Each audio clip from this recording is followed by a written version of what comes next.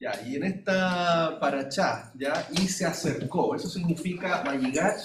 Entonces hay un momento en que vamos a tener un encuentro ya entre Jacob, ¿cierto? Y Joseph. Ya, un momento hermoso de encuentro, ya de volver a los brazos de su papá, ya ahora con un hijo que está puesto en un lugar de honra, de gran autoridad, y que además conserva la identidad, ¿cierto? La justicia y la rectitud de un hijo de Jacob, enseñado conforme a la Torá y a los mandamientos de Dios. Entonces eso era lo más sorprendente también para su padre, ver a un Joseph que seguía siendo su hijo, ¿ah? Porque hay veces que un padre dice, tú ya no eres mi hijo, ¿cierto? Por el hecho de que un hijo puede llegar a tal punto de deshonrar a su padre, ¿cierto?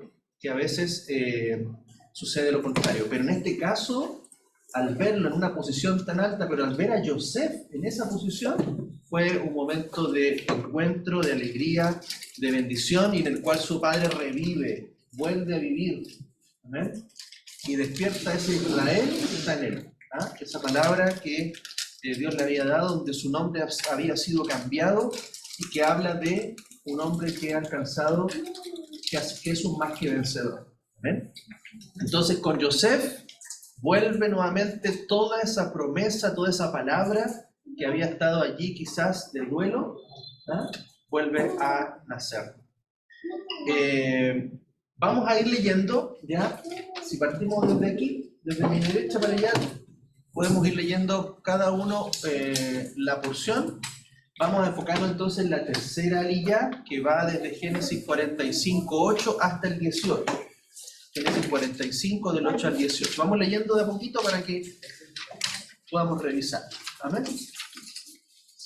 Así que no me enviasteis vosotros acá, sino a Elohim, quien me ha constituido como padre de Faraón y señor de toda su casa, y gobernador en toda la tierra de Egipto.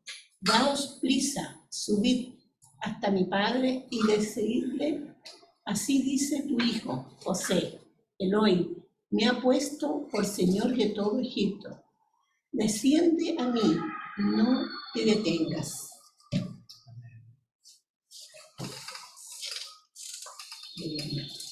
Sí. Y habitarás en la tierra de Gosén, y estarás cerca de mí, tú y tus hijos, y los hijos de tus hijos, tus rebaños y tus vacas, y todo lo que tienes. Y allí te sustentaré, pues aún quedan 5 años de hambruna, para que no caigas en la miseria, tú y tu casa, y todo lo que tienes. Y por cierto, vuestros ojos pueden ver los ojos de mi hermano Benjamín, que es mi boca, la que os habla. Declararéis a mi padre todo mi esplendor en Egipto, y lo que habéis visto. Daos prisa y haced que mi padre descienda acá. Y se echó al cuello de su hermano Benjamín y lloró, y Benjamín lloró en su cuello. Y besó a todos sus hermanos y lloró sobre ellos. Después sus hermanos hablaron con él, y la voz fue oída en la casa de Faraón diciendo: han venido los hermanos de José. Y resultó agradable a Faraón y a sus siervos. Y dijo Faraón a José: di a tus hermanos, haced esto, cargad vuestras bestias y entrad en tierra de Canaán. Luego tomad a vuestro padre y a vuestras familias, y venid a mí, y yo os daré lo bueno de la tierra de Egipto, y comeréis de la abundancia del país. Amén. Hasta ahí. Amén. Entonces, del 8 al 18. Un resumen, entonces, tenemos que Joseph sigue animando a sus hermanos, diciendo que Dios fue el que le envió allí y le ha puesto por padre del faraón, señor de toda su casa y gobernador sobre la tierra, sobre toda la tierra de Egipto. Ahora tendrán que subir rápidamente a su padre y decirle que Joseph es señor de todo Egipto y que baje allí sin demorar. Habrá lugar en la tierra de Gosén para todos, incluso el ganado. Joseph proveerá para ellos porque todavía quedan 5 años de hambre. Después se echa sobre el cuello de su hermano Benjamín y los dos lloran. También besa a todos sus hermanos y llora sobre ellos. Luego conversan. La noticia de la llegada de los hermanos de Joseph llega a la casa del faraón y esto le agrada al faraón y a sus siervos. Él anima a Joseph a enviar a los hermanos con las bestias cargadas a la tierra de Canaán para buscar al padre y a sus familias y luego volver. Así recibirán lo mejor de Egipto. ¿Amén? Eso es lo que nos habla esta liyá. Por supuesto, hay muchas enseñanzas que podemos extraer de aquí. Comienza diciendo así que no me enviasteis vosotros acá, sino Ja Elohim, quien me ha constituido como padre de Faraón y señor de toda su casa y gobernador en toda la tierra de Egipto. Entonces lo primero que sucede acá, hermanos, es la actitud y el corazón de Joseph. O sea, les dijo, aunque ustedes me vendieron y todo eso, ustedes no fueron los que me enviaron acá. O sea, él reconoce en todo momento que todo lo que sucedió fue obra de Dios. ¿Ven? Entonces, ver primero una persona y un hombre que ve su proceso, sus pruebas, sus problemas y todo lo que le sucede, verlo como una obra de Dios. Esa es la mirada que un hijo de Dios tiene. ¿Ah? Porque a veces uno, ¿no es cierto? Yo creo que uno lo primero que hace en lo natural es culpar a alguien. ¿Cierto? Es siempre eludir la responsabilidad y eso es algo que se viene eludiendo desde Adán. Fíjense cómo es que la mujer que me di, la pobre mujer, ¿cierto? Asumiendo la culpa y echándole después también la culpa a la serpiente y así el uno al otro. Entonces aquí vemos, no vemos que la actitud de José como culpar a sus hermanos, es que el faraón, es que la mujer de Potifar me hizo la trampa, es que, etc. Entonces allí vemos que él todo lo estaba viendo como un propósito de Dios para su vida y que ese propósito iba a ser de bendición. Incluso para sus propios hermanos que le hicieron o que fueron parte de ese proceso doloroso que él vivió. Entonces, esto ya nos habla de una persona madura, de una persona espiritualmente que ha alcanzado un grado de madurez, que ha entendido que por sobre todas las cosas Dios es bueno y que todas las cosas nos ayudan a bien a los que aman a Dios. No ve la venganza, no ve la oportunidad de hacer mal o devolver el mal, sino que al contrario, ser de bendición en todo un proceso de prueba que le ha llevado a crecer, que le ha llevado a madurar, a depender de Dios más que de los demás. Amén. Agradar a Dios antes que a los hombres. Entonces dice, los inmaduros no ven más allá de la nariz y echan la culpa a su alrededor por las cosas malas que pasan. No entienden que detrás de los sucesos hay leyes espirituales, hay planes divinos. El que colabora con estos planes será prosperado como Joseph. Joseph quitó la culpa de sus hermanos, o sea, un momento ya de perdonar. Él aplicó el perdón, ¿cierto? El no cobrar, ¿cierto?, lo que ellos le habían hecho. De la misma manera que nuestro Mesías, Yeshua, ¿cierto?, como hijo, o Ben David, en la dimensión Ben David, ¿cierto?, también hizo con nosotros. Amén. Entonces él, incluso, acuérdense sus palabras en la cruz, dijo, Padre, perdónalos, porque no saben lo que hacen.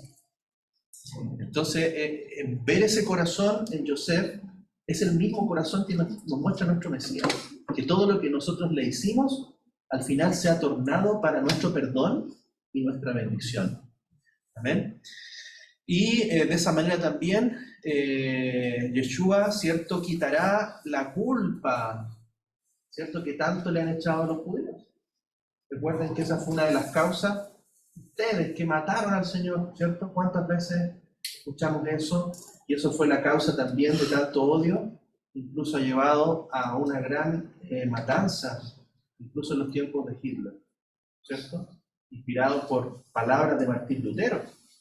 Si ustedes revisan los libros de Martín Lutero, lamentablemente, dentro de todas las cosas buenas, habían palabras también de antisemitismo, ¿no? Porque ellos decían que los judíos mataban al Señor. Entonces, pero fíjense la actitud de Yeshua, todo lo contrario, perdonar a sus hermanos que lo hicieron. La muerte que le provocaron finalmente era para el bien de muchos. ¿Amén? Entonces, hay que verlo bíblicamente todo esto. ¿Ah? Entonces dice, Joseph está quitando la culpa de los judíos que se arrepienten por haberle entregado a los gentiles, a los romanos. Yahweh tenía un plan con la venta de Yeshua y fue la salvación del mundo y especialmente de Israel. ¿Ven? Entonces es una mirada muy distinta a la que hoy día hay, ¿verdad? Y de tanto antisemitismo y sobre todo en este tiempo, ¿cierto? En el conflicto palestino-israelí, muchos atacan a Israel, ¿cierto? En vez de atacar a los ¿cómo se llama esto? Extremistas, ¿cómo le llaman? Perdón, se me fue la palabra. Terroristas. Eso. En vez de irse en contra de los terroristas, se van en contra de Israel. ¿Ya? Porque esto no es una guerra contra los palestinos, es una guerra contra los terroristas, ¿ah? Que atentaron contra la vida de las personas. Entonces ahí también hay toda una manipulación y en esto nace un gran antisemitismo y obviamente en contra del pueblo judío. La historia se repite, ¿cierto? No hay nada nuevo, son ciclos y hay que entenderlo a la luz de la palabra, ¿ya? Génesis 45:8 después dice, así que no me enviasteis vosotros acá, bueno, se repite el versículo, sino que Elohim me construyó finalmente a través de este proceso en un lugar especial.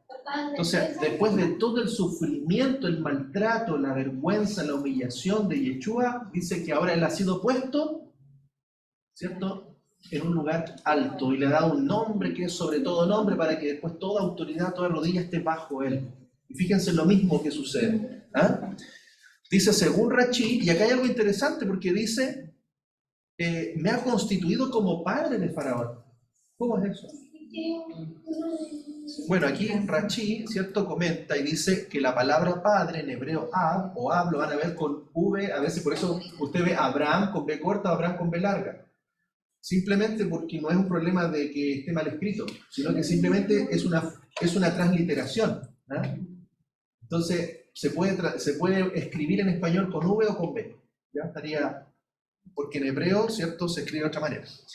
Entonces dice que Ab significa, no solamente significa padre, sino también consejero, amigo, patrón. Como Yosef fue puesto por padre del faraón sin superarle o igualarle la autoridad, así también Yeshua ha recibido de Yahweh el título de padre sin superarle o igualarle. ¿Ya? Es como un padre que pone a su hijo como padre también. Pero obviamente ese padre está por sobre este padre. No sé si se entiende. ¿Ah? Y lo vemos también aquí en el pasaje de Isaías 9:6, porque un niño nos es nacido, hijo nos es dado, el dominio está sobre su hombro, su nombre es llamado admirable, consejero, Dios fuerte, Padre eterno, príncipe de paz. Entonces son títulos, ya, lugares, y son figuras en el fondo, son figuras de autoridad, ¿cierto?, que el mismo Padre le entregó a él. Y acá vemos entonces que hay 3 cargos que recibe Yosef. Y hay una similitud obviamente con nuestro Mesías, porque ese es, digamos, la figura mesiánica que tiene esto. Entonces, en primer lugar, le puso como Ab, como padre, amigo, patrón. Y ya leímos el versículo de Isaías 9:6, donde también el Mesías, que iba a nacer como un niño, también iba a recibir ese título. En segundo lugar, dice, le puso como Señor sobre toda su casa.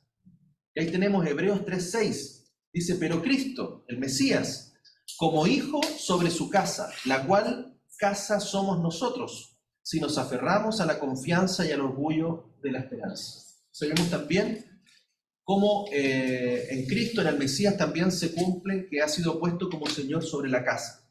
Y en tercer lugar, le puso como gobernador sobre todo el mundo. ¿Ya? Ahí dice, fue gobernador sobre toda la tierra de Egipto.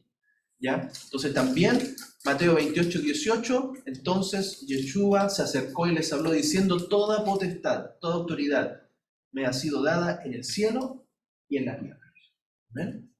Entonces vemos también cómo se cumplen estos 3 títulos que recibe Faraón, que recibe Yosef de parte de Faraón, también se cumplen en nuestro Mesías, en nuestro Señor.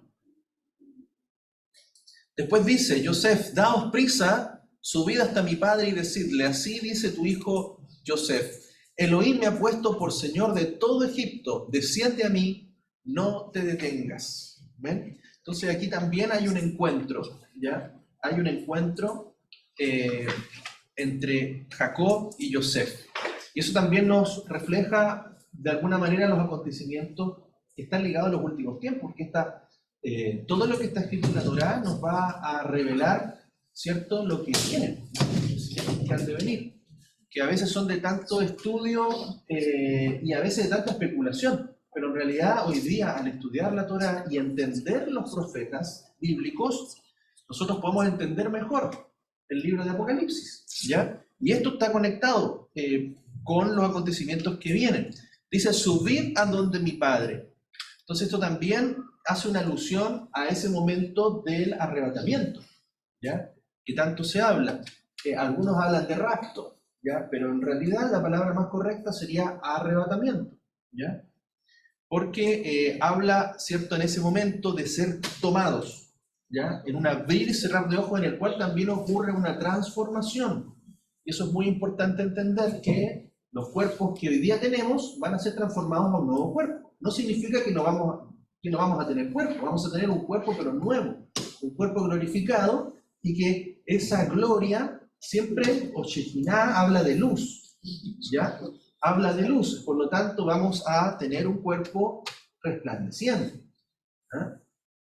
Como el cuerpo de Yeshua después de la resurrección.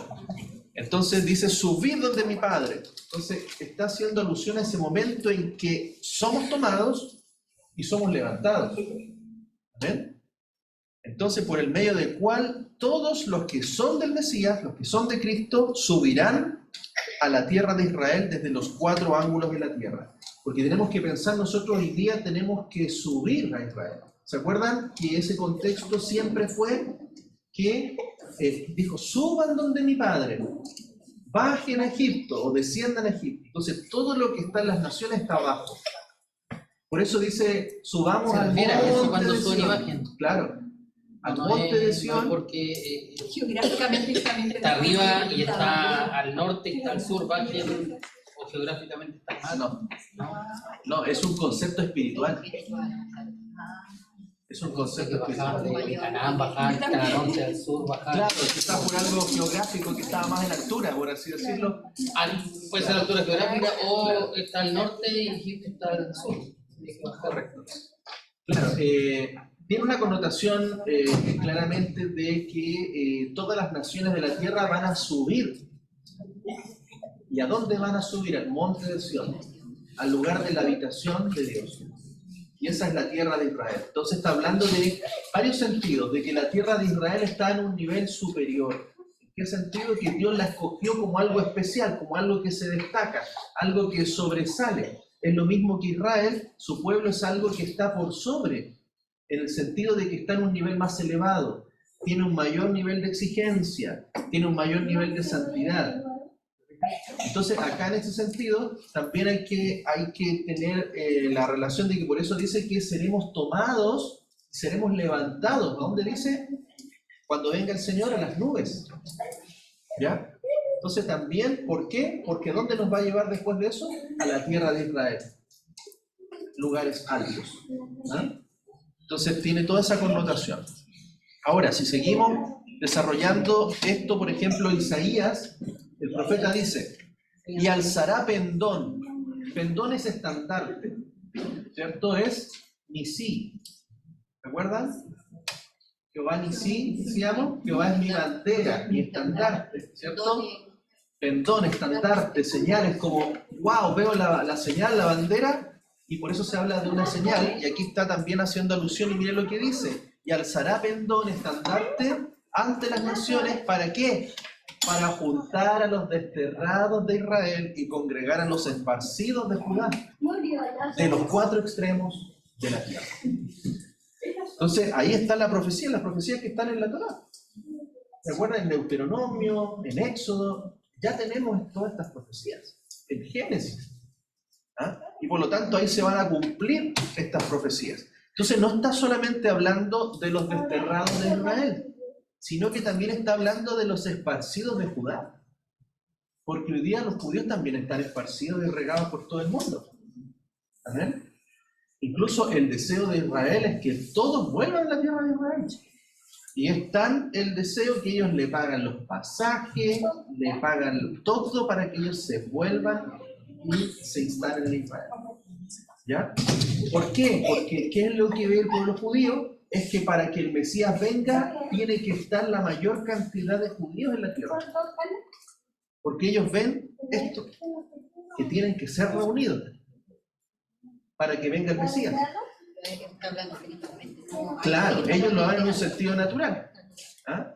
Ellos necesitan que vuelvan a Israel, llenen un conteo. Dice ya cuando superen ellos el 60% de judíos en Israel, ya el Mesías viene. Pero si no están allí, todavía no va a venir. Entonces ellos hacen sus esfuerzos para que vuelvan. Pero es interesante que cuando el Señor venga también van a haber judíos esparcidos en la tierra. Así como la casa de Israel también en todas las naciones. ¿Ven?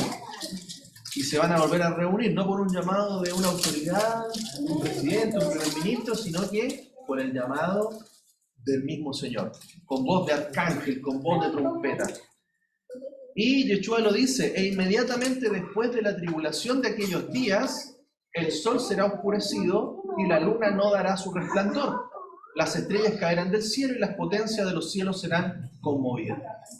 Entonces ahí inmediatamente tenemos un pasaje que se pasa por alto en muchas iglesias, religiones en sí, porque Yeshua mismo está diciendo que inmediatamente después de la tribulación, miren, está ahí, está escrito, no hay que interpretar absolutamente nada.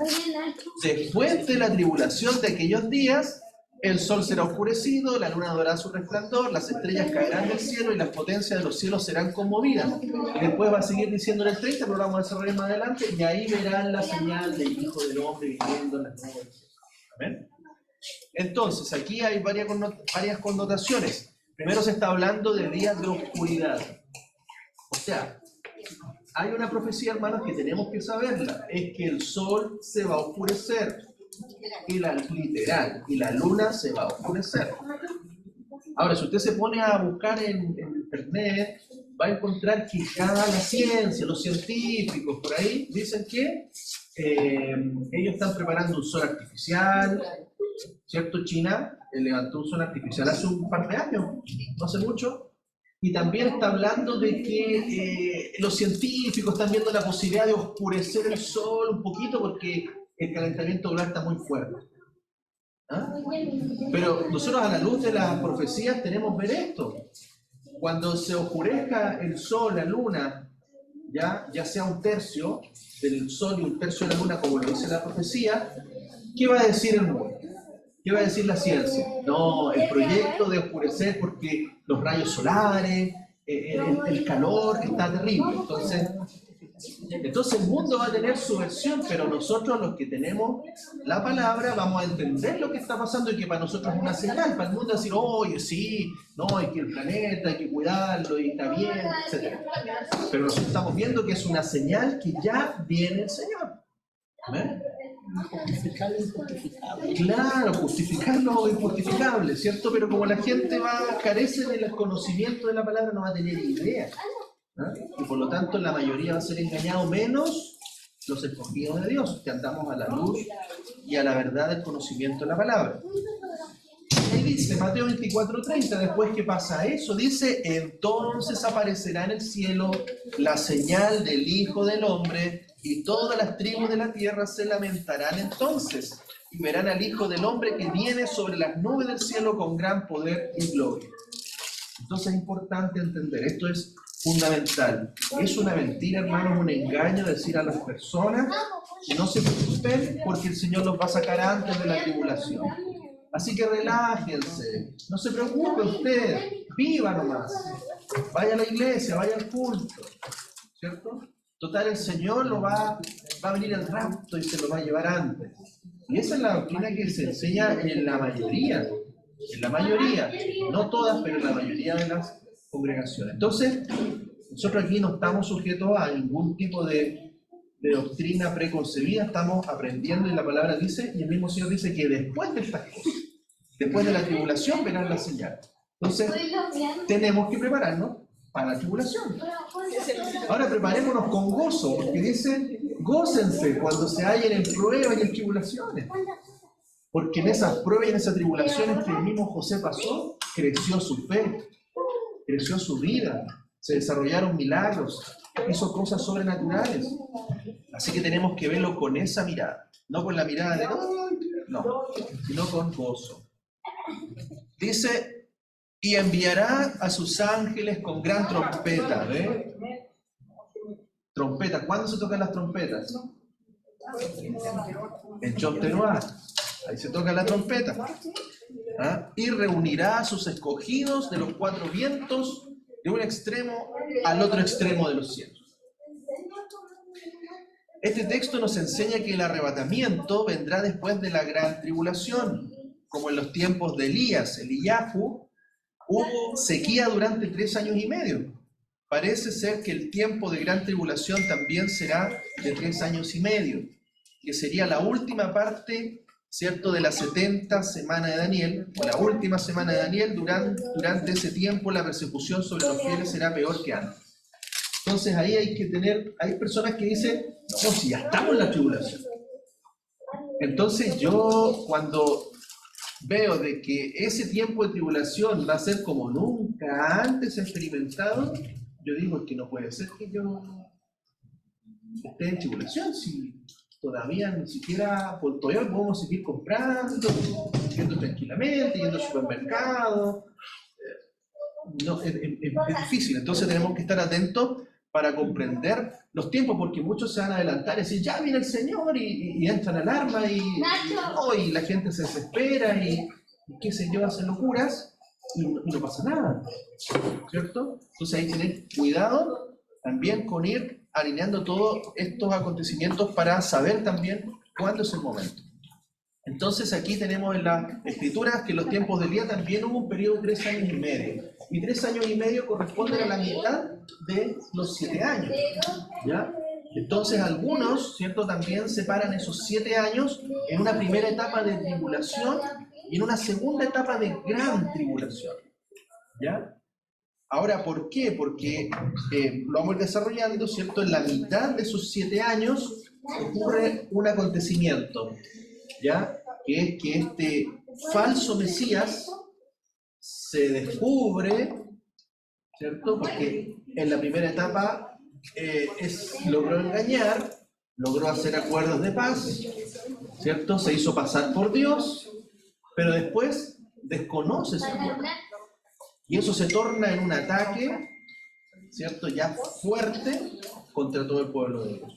Y eso lo vamos a ver aquí. Bueno, en Daniel 9:27, ese pasaje, ¿cierto?, dice, y por una semana confirmará el pacto con muchos. Una semana de años. Una semana son 7 días. Una semana de años son 7 años.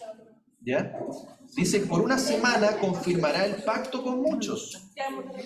A la mitad de la semana, o sea, 3 días y medio, 3 años y medio, hará cesar el sacrificio y la ofrenda. Después, con la muchedumbre de las abominaciones, vendrá el desolador hasta que venga la consumación y lo que está determinado se derrame sobre el desolador. ¿Ven? Está en Daniel. Entonces vamos a ver en relación también a Mateo 24, 4 cosas, ¿ya?, que están dentro de esos tiempos. Primero tenemos el principio de dolores. Acá es súper interesante, y aquí tenemos a alguien especialista en eso, ¿cierto? ¿Cierto? Tenemos que un embarazo aproximadamente se considera 40 semanas y podrían extenderse, ¿cierto?, hasta 42 como máximo, ¿cierto? Hoy día, bueno, la mayoría de los bebés sacan a los 37 semanas, ¿cierto?, ya de una cesárea. Pero hay que entender que son 40 semanas. ¿Por qué 40 semanas? Porque 40 semanas es un tiempo bíblico. ¿Ya? El Señor hizo ayuno por 40 días, Moisés estuvo en 40 días ahí en el Sinaí, y el 40 aparece en muchos pasajes, porque también 40 hace alusión a los 40 jubileos. 40 jubileos, que son 50 años cada jubileo, 4 por 5, 20, son 2000 años. Ese es un periodo. ¿Ya? Entonces, si tenemos un periodo, si tenemos la concepción, y eso es súper interesante, no sé si lo hablamos una vez, Yeshua muere en el Pesaj.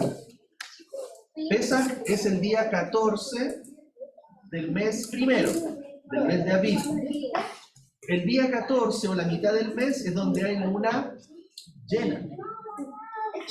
Y en el periodo de la mujer, ¿cierto? Su periodo de, digamos, de fertilidad y también de menstruación, tenemos que la mujer ovula en el día 14. ¿Ya? Ahora, Dios diseñó todo esto, ¿ah? No son coincidencias, o sea, es un diseño de Dios. ¿Ah? Y es por eso que la mujer en el día 14, ¿cierto? Es el día que ovula y es el día de máxima, ¿cierto? Los días de máxima potencial fertilidad y fecundación. Entonces, tenemos que Yeshua muere el día 14 con luna llena, ¿ah? Y por lo tanto, él es como la semilla, dice, que muere y cae a tierra, ¿pero para qué? Para dar fruto. Porque él es la palabra que es sembrada. En ese momento se fecunda, ¡pum! Y comienza literalmente un embarazo. Por eso habla de dolores de parto, como la mujer encinta, son terminologías que nos están dando que en ese momento en que Yeshua muere se produce una fecundación y se comienza a desarrollar un proceso de embarazo que va a durar 40 semanas, 2000 años. Por eso habla que los tiempos finales empieza con dolores de parto y es porque ya va a dar a luz. Y es por eso que él habla que tenemos que ser engendrados. ¿Qué es lo que nos engendra? La palabra, ¿o no? La palabra es la semilla, ¡pum!, que produce la fecundación en nosotros. Comenzamos un proceso de ser engendrados, de ser desarrollados en el vientre de nuestra madre hasta que demos a luz. ¿Cuándo vamos a dar a luz? Cuando el Señor venga. Y Él toma a ese nuevo ser, ¿cierto? Que es aquella congregación, aquella iglesia que ha nacido del Espíritu. ¿Ven? Entonces, cuando hablamos del principio de dolor, estamos hablando de tiempos que comienzan ya la última semana. No sabemos cuándo más o menos pueden comenzar los dolores de parto. ¿Cuántas semanas, Anita, cuántas semanas antes del parto comienzan los dolores? Aprox. Ya después de la semana 36, 37 empiezan a notarse ya. Se ocurren antes, pero cuando son perceptibles por la mujer son como la semana 37. Y en la medida que más se acerca a la semana 40 empieza a ser más frecuente. ¿Ah? Ya a partir de la 47, ¿cierto? 37. Perdón, 37. Ah, perdón, 37, 38, ¿ya? Pensemos que las semanas también son de 7 días. Entonces, por lo menos tenemos 7, 14 días ya donde la mujer va a ir en un aumento hasta dar a luz. Entonces, la terminología que dice principio de dolores. O sea, tiempo antes de dar a luz. Ahí tenemos Mateo 24, del 5 al 8. Porque vendrán muchos en mi nombre diciendo, yo soy el Mesías. Y a muchos se engañarán. Y vais a ir de guerras, rumores de guerra, ¿cierto? O conspiraciones de guerra. Mirad, no os alarméis, porque así debe acontecer. Pero aún, no, todavía no es el parto. ¿Ah? Porque será levantada nación contra nación y reino contra reino. Habrán brunas, terremotos en diferentes lugares, pero todas estas cosas serán principio de los dolores de parto. Eso ya ha empezado hace varios años. Si lo llevamos al proceso de embarazo y de parto, podemos tener que fácilmente 14 años se van a estar dando estos principios de dolores. Y en los últimos 7 años se irán acrecentando. Después dice dolores de parto.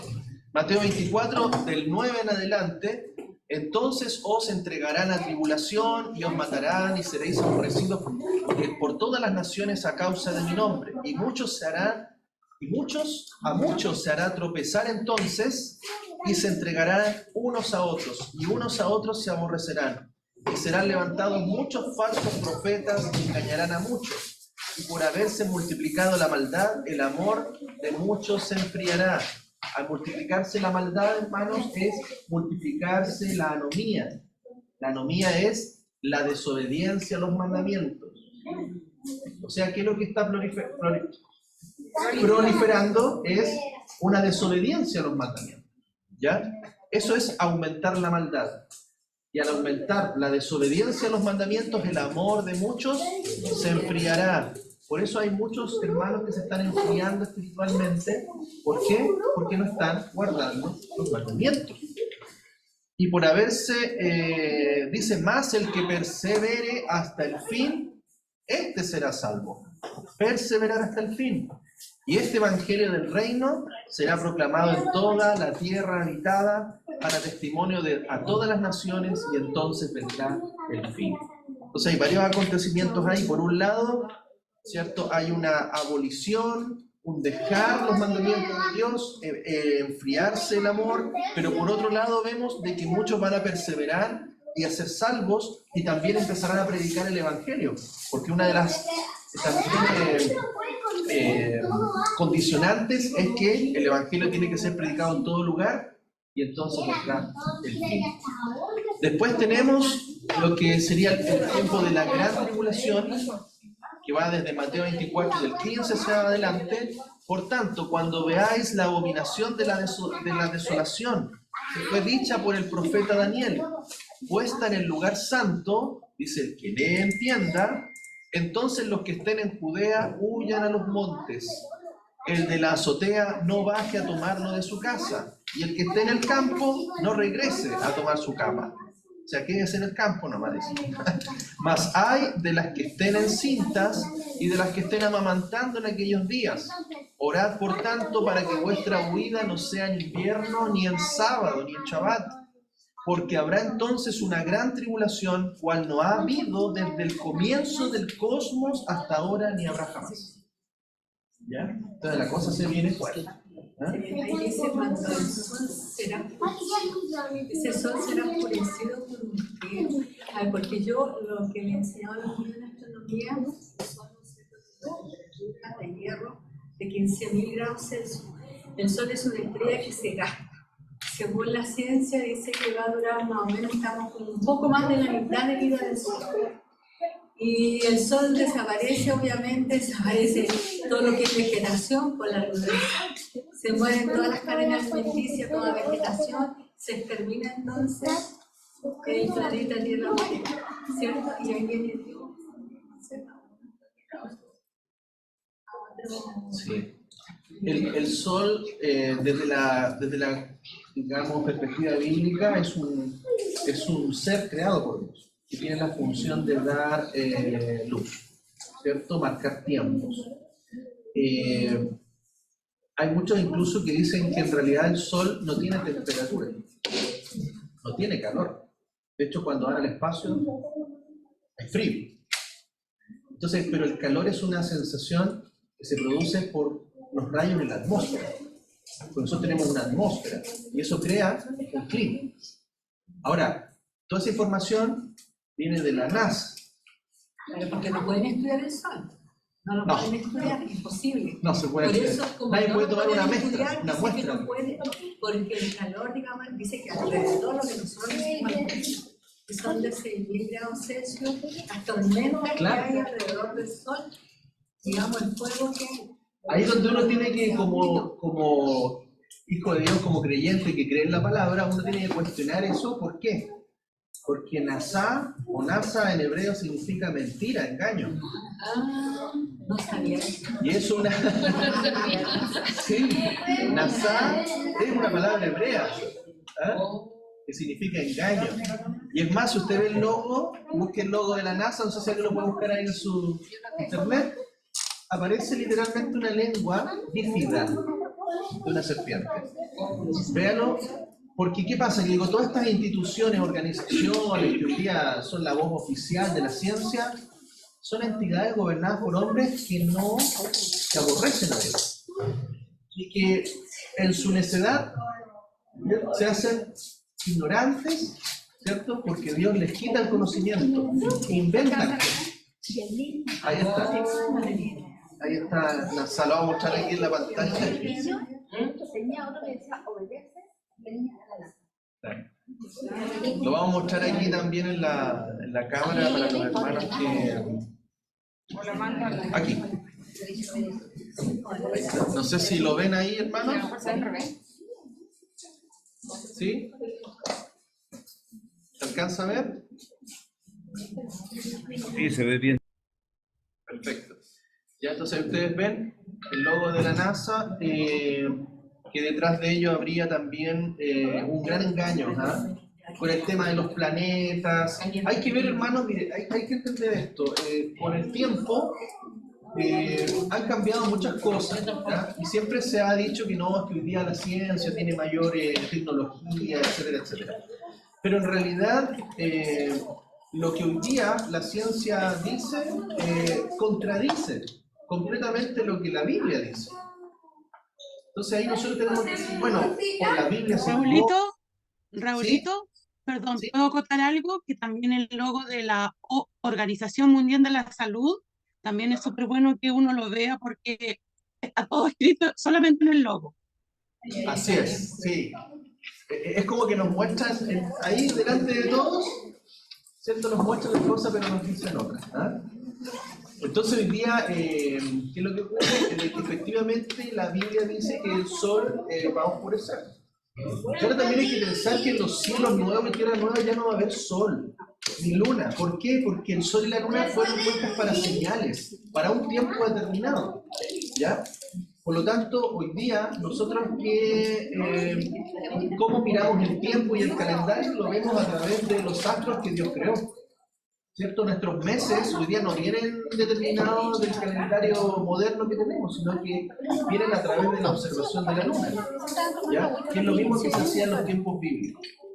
Entonces, tenemos también ahí otra etapa que habla la profecía de Mateo, que es la venida del Hijo del Hombre y la ira de Dios. O sea, hay dos acontecimientos más ahí, interesantes. Tenemos principio de dolores, tenemos dolores de parto, luego tenemos el tiempo de tribulación y después tenemos el tiempo de la venida del Hijo del Hombre y la ira de Dios. Y es súper importante separar. Una cosa es la tribulación y otra cosa es la ira de Dios.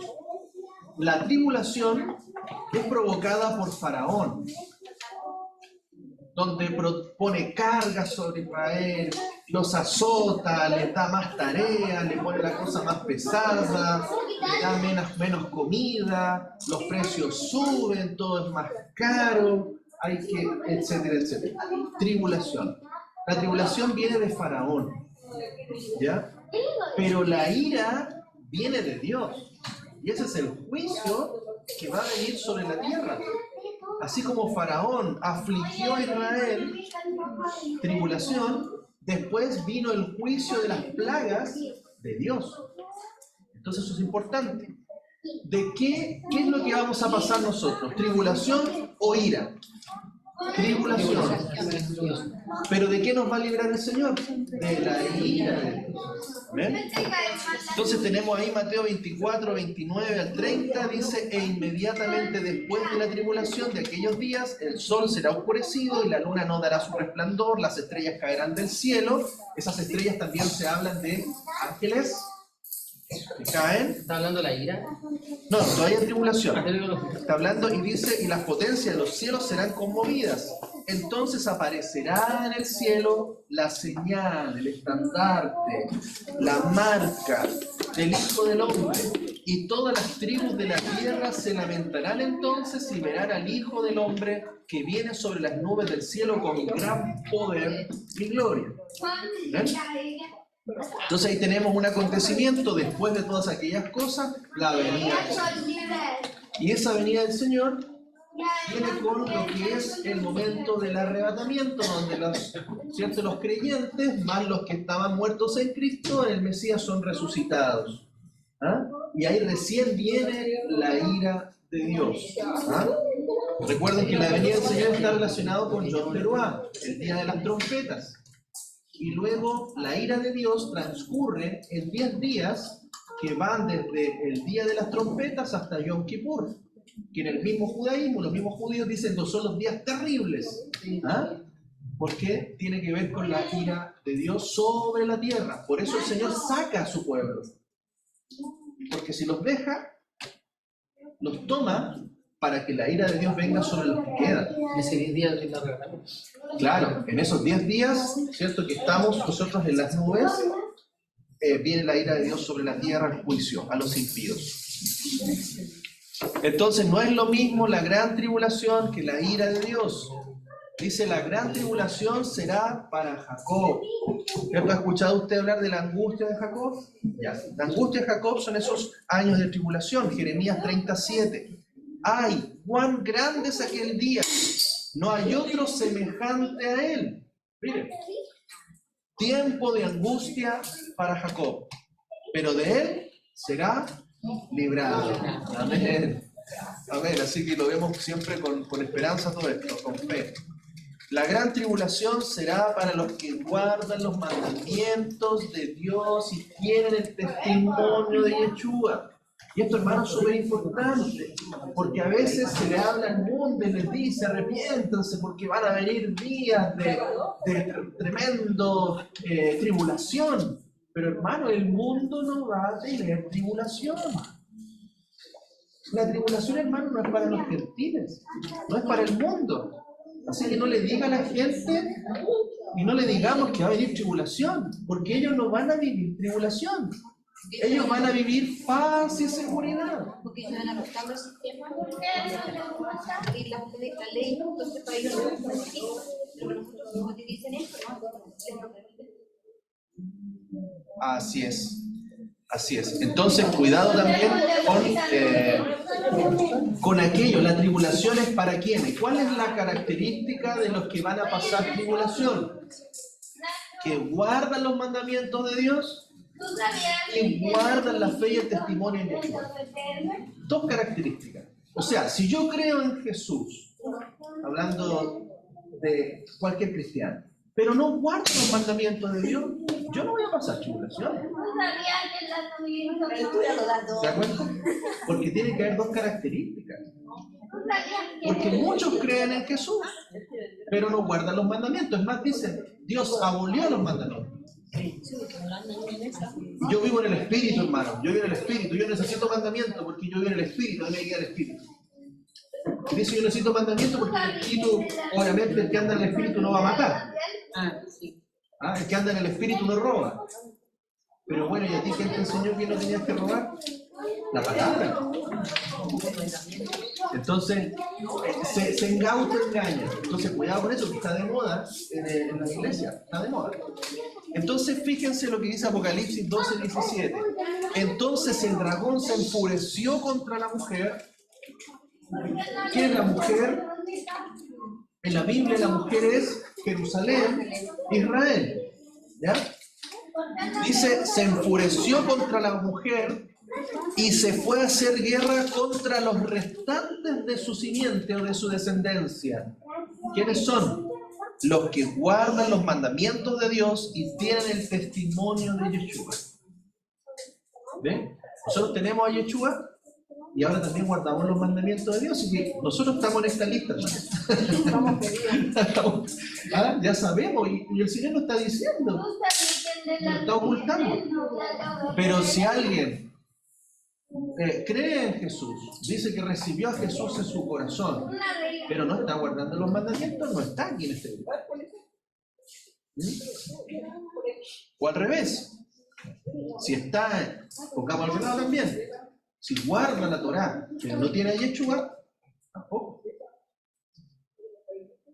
Hay dos características.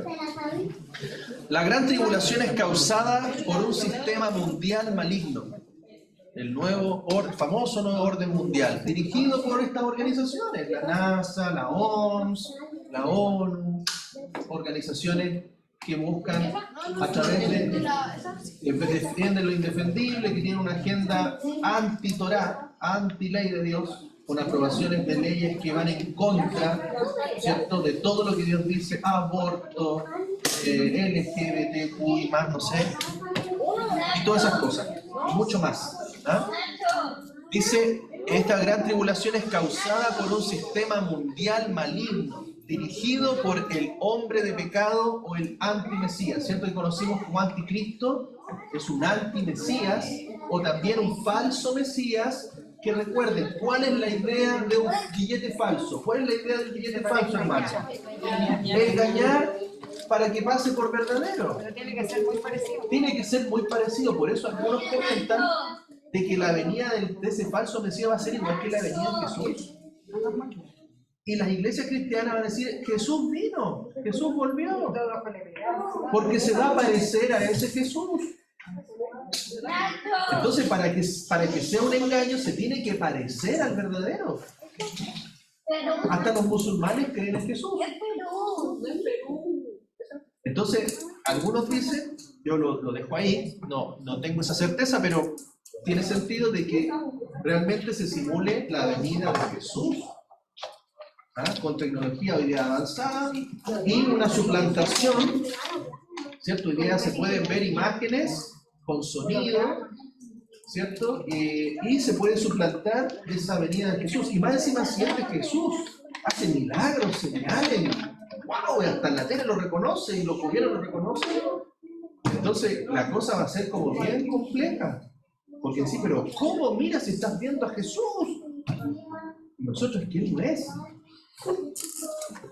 Fuerte.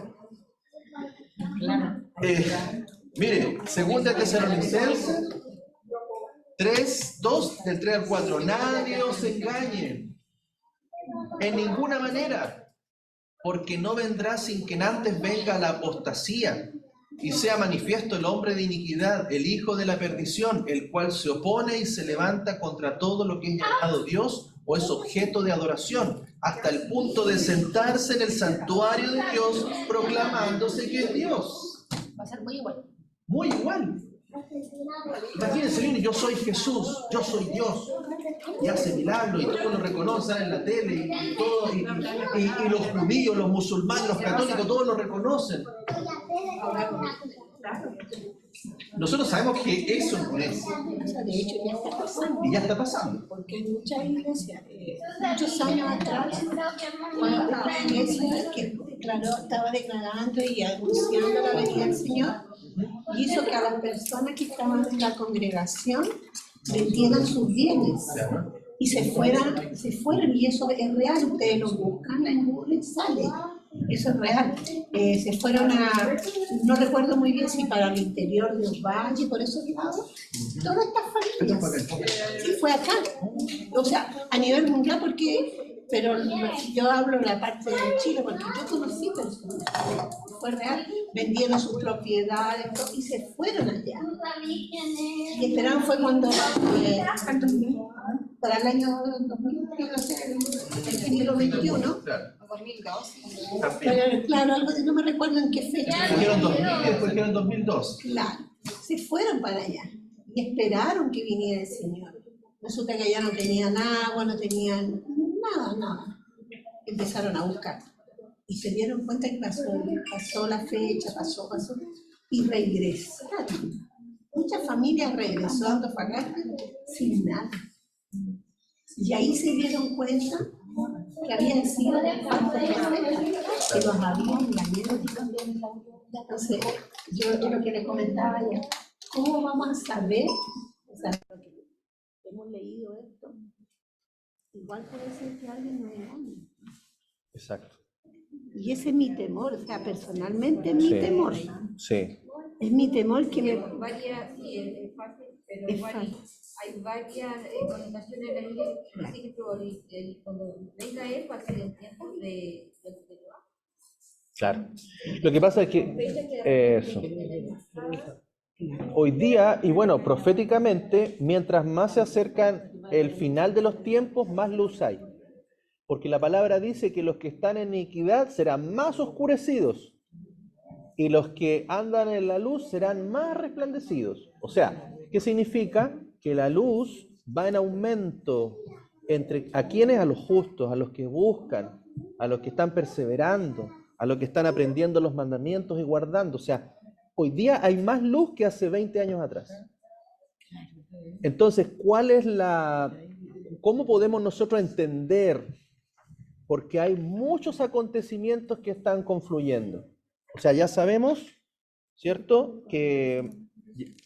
Ya sabemos que hay, ¿cómo se llama esto? Un tiempo que se va a dar esa venida del Señor, que no es en cualquier momento, como se dice, en cualquier hora, eso se le llama la venida inminente, ¿cierto? Que puede ser ahora, puede ser mañana, puede ser en 5 años, en 10 años.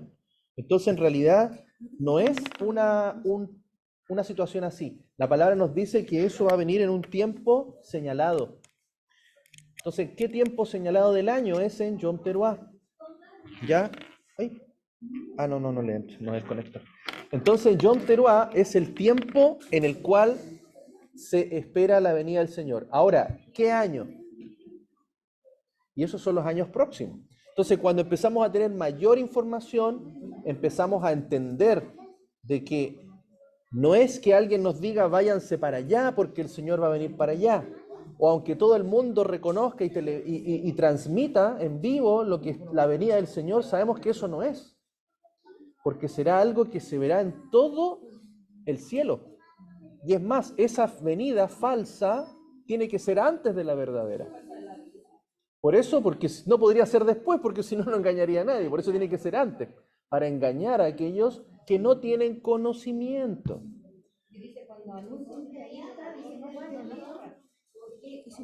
Pero se escucha bien, se escucha bien. Todo ojo lo verá. Correcto. Dice, sí. Ahora, sigamos, mira, la gran tribulación es iniciada en el momento cuando la abominación desoladora se levanta en el templo de Jerusalén. ¿Ya? Ahora, hay dos entendimientos. Sabemos que hay un entendimiento natural y un entendimiento, por así decirlo, sobrenatural. ¿Ya? Una dimensión visible y una dimensión invisible. ¿Cuáles serían las dos dimensiones? Unos hablan de que el templo de Jerusalén va a ser reconstruido físicamente. O sea, se van a colocar las piedras y se va a dar inicio al sistema levítico nuevamente. O sea, al sistema de ofrendas, de sacrificios. Entonces, esa es digamos, una visión, ¿cierto?, de que se va a reconstruir ese templo en Jerusalén. Entonces, muchos dicen, ok, cuando se reconstruya el templo, nosotros ya sabemos que empieza el tiempo de tribulación. ¿Cierto? ¿Por qué? Porque dice que este falso Dios, este falso Mesías, se va a sentar en ese templo. Y va a hacer las cosas todo bonito, pero después dice que va a cambiar a la mitad de los años, va a romper ese pacto, ¿cierto? Y probablemente se va a ir contra Israel y contra todos los hijos de Israel, todos los que aman a Israel, los que aman al Señor de Israel. Entonces, tenemos esa dimensión natural, una reconstrucción literal del templo y, por ende, todo un sistema de que se reinician sacrificios, levitas, todo. Y hay otra mirada también, que puede que ocurra también simultáneamente, o que también tenga un significado esto del templo algo más espiritual, en el sentido de que el templo somos nosotros. Porque en este tiempo, 2000 años, el templo ya es destruido. ¿Cuál es el templo que está funcionando hoy? ¿Usted tiene que ir a adorar a Jerusalén, como se hacía en los tiempos de Jesús, de Yeshua? No. Por eso Yeshua dice, los verdaderos adoradores adorarán al Padre en espíritu y en verdad, porque ya no lo harán ni en este monte ni en este otro. ¿Por qué? Porque él sabía que el templo iba a ser destruido. Entonces, ¿a dónde vamos a adorar nosotros? Nosotros adoramos acá, en este templo, porque aquí está el Espíritu Santo de Dios. Entonces tenemos otro entender. Cuando venga la abominación desoladora y dice que ese falso Mesías, ¿cierto?, con esas bestias se sientan en el templo, ¿qué puede significar también? Que algo va a entrar en el templo. Y muchos hablan allí de que para que ese templo sea abominado, sea corrompido, ¿cierto? Se podría hablar de una alteración genética. ¿Eh? Porque alterar la genética sería una abominación a Dios. ¿Eh? Y el hecho de que un humano modifique su ADN lo convierte, deja de ser un humano. Un humano viene de Adán y pasa a ser creación de aquel que lo modifica. Pasa a ser pertenencia de otro. Entonces hay que ver a la luz también de los acontecimientos que vienen, entender, porque dice el que le entienda. En ese tiempo no lo podían entender porque nadie se imaginaba de genética, pero hoy día lo vemos. Entonces, modificando el ADN de nuestra vida, estamos corrompiendo el templo. ¿Ya? Y eso se va a mostrar como tecnología, porque hoy día ya se está hablando de que la información que usted lleva en un pendrive, que guarda en un celular, la va a poder guardar en un ADN. Entonces sus fotitos y todo eso, ahora la van a escribir en el ADN. Y puede tener relación con la marca, por supuesto. ¿Ya? Porque esto es un paso a paso. ¿Ya? Tenemos identidad digital al 2025 y probablemente el 2025 en adelante tenemos identidad en ADN. Significa que toda su información ya no va a estar en un pendrive, ni en un QR, ni en una plataforma, en una nube, ¿cierto? En un iCloud, sino que en su ADN. Va a estar su información, sus claves. Eso hay que tenerlo en vista, ¿ya? Y eso constituiría entonces una abominación para Dios, el corromper el templo. Porque Dios nos creó, Él es el creador, su sello, su nombre está en nuestro ADN. Y si yo modifico, por eso dice, no, fíjense el mensaje, no agregarás, ni quitarás, ni una letra, ni una coma a esta palabra. ¿Y acaso nosotros nos fuimos formados por la palabra? ¿Acaso en nuestro ADN no hay palabras? ¿No hay códigos? ¿No hay instrucción? ¿No hay Torá? Hay Torá. Amén. Entonces, es interesante esta mirada más, por así decirlo, cuántica, ¿ya? De este mensaje. Tengámoslo en vista ahí. Dice, Daniel 9:27, ya lo leímos. Daniel 11:31 dice, y se levantará de su parte tropas que profanarán el santuario, la fortaleza, y quitarán el continuo sacrificio, y pondrán allí la abominación desoladora. Y Daniel 12:11 dice, y desde el tiempo que se ha quitado el continuo sacrificio para poner la abominación desoladora, habrá 1290 días, que equivalen a 3 años y medio. 1290 días, usted saque la cuenta, son 3 años y medio. ¿Ya? Entonces ahí tenemos un hito bien interesante. A la mitad de los 7 años va a haber un acontecimiento que puede marcar el inicio de una gran tribulación, o sea, de una ofensiva mucho más fuerte. ¿Ah? Mateo 24:15, por tanto, cuando veáis la abominación de la desolación que fue dicha por el profeta Daniel, puesta en el lugar santo, el que le entienda, dice, ponga atención aquí, entienda esto, hay sabiduría acá, no es llegar y hay sabiduría, y la sabiduría es la aplicación correcta del conocimiento. Para tener sabiduría, primero hay que tener conocimiento e inteligencia. Y sabemos que el conocimiento, la inteligencia y la sabiduría vienen de lo alto. De Dios viene todo eso. Entonces pidámosle al Señor inteligencia para que a través del conocimiento podamos tener sabiduría y entender estas cosas. Entonces aquí está diciendo, cuando veáis la abominación de la desolación que fue dicha por el profeta, veamos si nuestro templo se corrompe en el lugar santo, el que le entienda. Aquí vemos que el Mesías está enseñando a los que creen en él, sus discípulos. Ellos verán la abominación desoladora colocada en el lugar santo. No hay división en las escrituras entre la congregación, que se tradujo como iglesia, y eso es importante también, y los judíos que creen en Yeshua. No hay una división, ¿cierto?, en el Antiguo Testamento, Nuevo Testamento, la ley, la gracia, Jehová, Jesús, no. Es una sola unidad. Ninguna casa dividida contra sí misma prevalecerá, entonces no podemos dividir la escritura. Es una sola, va toda unida. Por lo tanto, no hay judíos, iglesia por otro lado. Tienen que ser una sola unidad, es una sola congregación, que se compone en primer lugar de judíos y también de gentiles. Por eso ya no hay judío ni griego, para hacerlos un solo hombre. Entonces, tanto judíos como gentiles regenerados en sus espíritus mediante la unión con la muerte y resurrección de nuestro Mesías, ellos forman la congregación de Dios, el cuerpo del Mesías, que son la parte más espiritual o elevada de Israel. O sea, un judío que cree en el Mesías y un gentil que cree en el Mesías son parte de esa congregación. Ellos son la iglesia. La iglesia no solamente son los gentiles que creen en Yeshua, guardan los mandamientos, judíos que guardan los mandamientos y creen en Yeshua, pasan a ser la eclesía, la quejilá en hebreo, o la congregación, que se le llama hoy día iglesia. Es decir, no hay división entre Israel y la verdadera iglesia.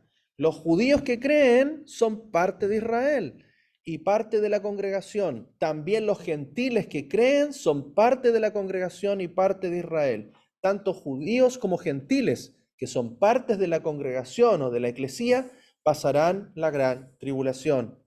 La idea que los gentiles que creen en el Mesías serán arrebatados al cielo para ser liberados de la tribulación y los judíos dejados para pasar la gran tribulación está basada en una teología de reemplazo, ¿ya? Y antijudía.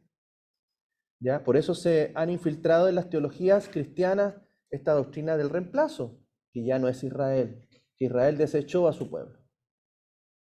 Y eso ni siquiera el mismo apóstol Pablo dice. ¿Ha desechado Dios a Israel, dice el libro romano? De ninguna manera, dice. Sino que Israel ha sido parcialmente endurecido o cegado hasta que entren la plenitud de los gentiles, y luego dice, y luego todo Israel será salvo. Eso lo dice el mismo apóstol Pablo.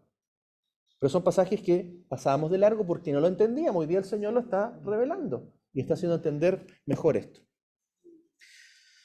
El momento del levantamiento de la abominación de la desolación es el inicio de la gran tribulación, porque habrá entonces una gran tribulación, cual no la ha habido desde el comienzo del cosmos hasta ahora ni habrá jamás. Y si aquellos días no fueran acortados, ninguna carne sería salva, pero por causa de los escogidos, aquellos días serán acortados.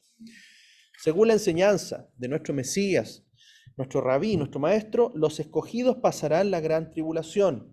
No habrá ninguna venida antes o una venida secreta, también como se habla por ahí, una venida escondida del Mesías.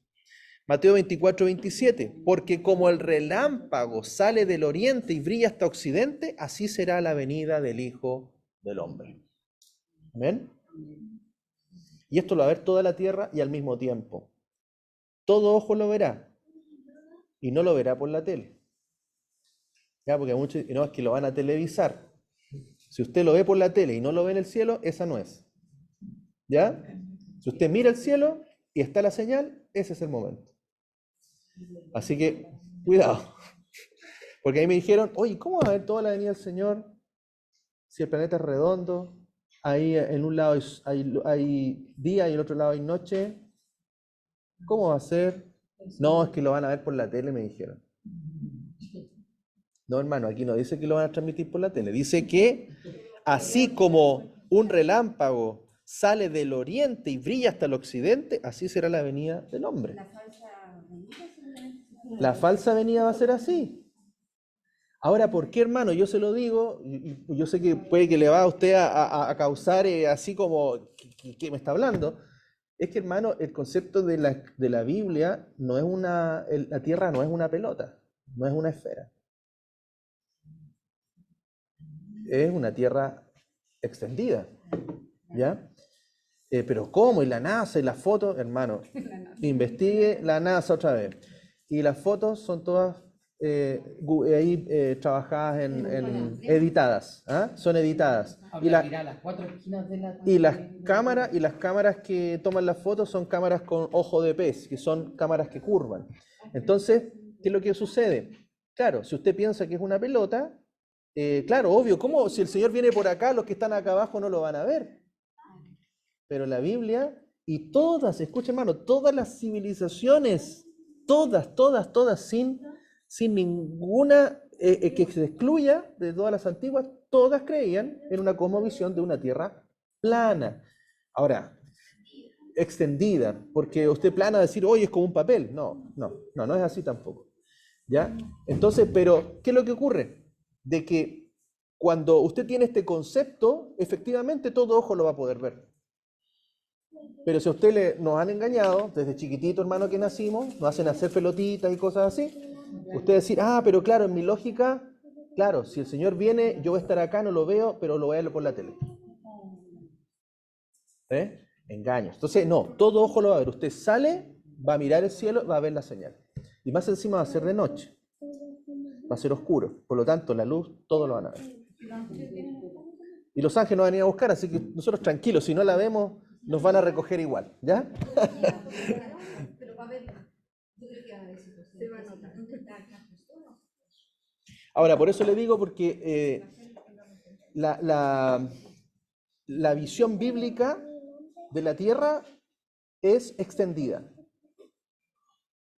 En la visión bíblica, la tierra no gira alrededor del sol, sino que el sol gira en la tierra.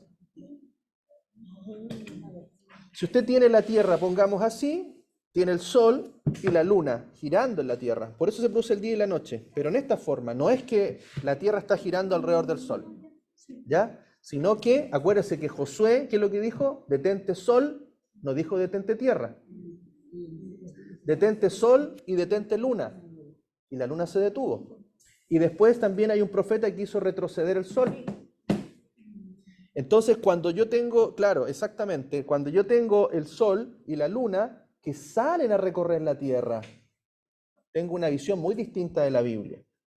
Y por eso... Yo hice ese experimento de una pieza oscura, pongo una linterna acá alumbrando acá y es plano.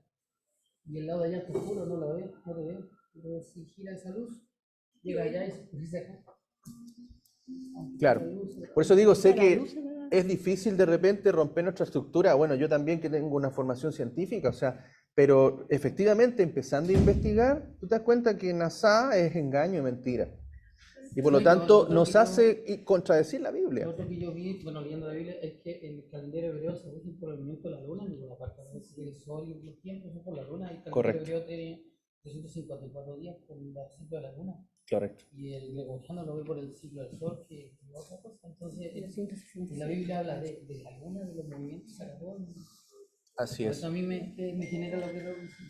Sí, perdón. Una pequeñita acotación nomás, que justo hemos estado compartiendo con otras personas también nosotros, y uno de ellos dice que hay en libros o películas y todo, que dice que cuando venga el juicio es como ven a un Dios aterrador, a un Elohim aterrador, porque va a matar a mucha gente, a matar, que se ven como los ángeles buenos, y él me decía, los ángeles buenos matando a mucha gente. Entonces lo acusan como a un Dios malo. Pero la palabra es súper clara cuando dice que va a cortar la cizaña del trigo y van a ser los ángeles del Señor que con la hoz van a causar este juicio, y eso es cierto. Claro que ellos lo interpretan de una manera así como que Dios es un Dios malo, que va a matar, pero Él va a matar, los ángeles van a matar a los que no son, los que van a ser arrojados al lago de fuego. Esa es la que aparece en Apocalipsis 16 de los 7 ángeles. Correcto. Correcto. Dios no va a traer juicio sobre un inocente. Va a traer juicio, destrucción sobre los impíos. Claramente, ¿ya? Ahora, el tiempo de la ira, que es distinto a la tribulación, es causado por el Eterno. Él provoca esa ira, ese juicio, ¿ya? A través de sus ángeles. Es el tiempo de la ira de Dios. La ira es el castigo que vendrá sobre los que no creyeron el mensaje de salvación y se rebelaron contra la Torá del Eterno y su Mesías. ¿Ya? Eso está claro. Segunda Tesalonicenses 2, del 11 al 13, dice, por esto Dios les envía una fuerza engañosa para que crean en la mentira y sean juzgados todos los que no creyeron en la verdad, sino que se complacieron en la injusticia, Pero nosotros debemos dar siempre gracias a Dios por vosotros, hermanos amados, por el Señor, pues Dios os escogió como primicia para salvación en santificación de espíritu y fe de verdad. Amén. Dice, ya que es justo de parte de Dios retribuir con aflicción a los que os afligen. ¿Ah? O sea, aquel que mata, le vendrá pena de muerte. El que aflige, será afligido. Y a vosotros que sois afligidos, daros reposo con nosotros en la manifestación del Señor, Yeshua, desde el cielo con ángeles de su poder, en llama de fuego que da retribución a los que no conocen a Dios ni obedecen al evangelio de nuestro Señor Yeshua. Entonces, claramente, para quién es la aflicción y para quiénes será el juicio, los cuales pagarán el castigo de eterna destrucción, excluidos de la presencia del Señor y de la gloria de su poder, cuando venga para ser glorificado en sus santos y ser admirado en aquel día entre todos los que creyeron, por cuanto nuestro testimonio fue creído por vosotros. Los justos pasarán la gran tribulación, pero no padecerán la ira de Dios. Tesalonicenses dice, y esperar de los cielos a su Hijo, el cual resucitó de entre los muertos, a Yeshua, quien nos libra de la ira que se viene. Por tanto, mucho más ahora, habiendo sido declarados justos por su sangre, seremos salvos de la ira por medio de él. Entonces, ¿de qué nos libra? De la ira. Pero pasamos tribulación, ¿ya? Tesalonicenses dice, porque os decimos esto en palabra del Señor, que nosotros, los que estamos vivos, los que quedamos, mire, los que quedamos hasta la venida del Señor, de ningún modo precederemos a los que durmieron, porque el Señor mismo con voz de mando, con voz de arcángel y con trompeta, acuérdese, de Dios, descenderá del cielo y los muertos en Cristo resucitarán primero. Entonces suena el chofar, suena la trompeta, Yom Teruah, y se levantan los muertos en Cristo y los que quedamos vivos también. Después nosotros, los que estamos vivos, los que quedamos, seremos arrebatados simultáneamente ¿con quiénes? Con los que resucitaron, con ellos. En las nubes, no cielo, nubes. Recuerden que las nubes están en esta atmósfera, en nuestro primer cielo, en el cielo visible. ¿Dónde se ven las nubes? En el cielo. Pero sobre el cielo ya no hay nubes. Así estaremos siempre con el Señor, por tanto consolaos unos a otros con estas palabras. Algunos dicen, ¿cierto? O interpretan y comentan que serán arrebatados en las nubes al encuentro del Señor en el aire y así estaremos siempre con el Señor. Entonces, como dicen, van a estar en las nubes en el cielo, estaremos siempre en el cielo. ¿Ya? Pero hay un encuentro en las nubes. Ahora, ¿estaremos siempre en las nubes o estaremos siempre con el Señor? Con el Señor. ¿Ah? Eso está diciendo que vamos a estar siempre con el Señor, pero no está diciendo que estaremos siempre en el cielo o en las nubes. Eso es importante. ¿Por qué? Porque después el Señor desciende en la tierra. Y esa es la parte que no se conoce, porque está en el profeta Zacarías, que dice que Él va a descender y pondrá sus pies en el monte de los olivos. Y eso ocurre en el día de Yom Kippur. Y el monte de los olivos se parte en dos.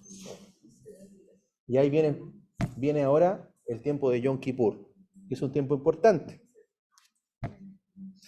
Cuando el Mesías viene a la tierra para ejecutar la ira del Eterno, estarán los santos con Él. Entonces, ¿qué dice? Que cuando el Señor venga ya a traer la ira de Dios, dice, y vi el cielo abierto, y aquí un caballo blanco, el cual lo monta es fiel y verdadero, y con justicia juzga y guerrea.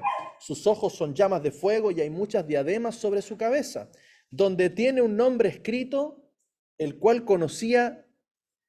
nadie conoce, sino él mismo.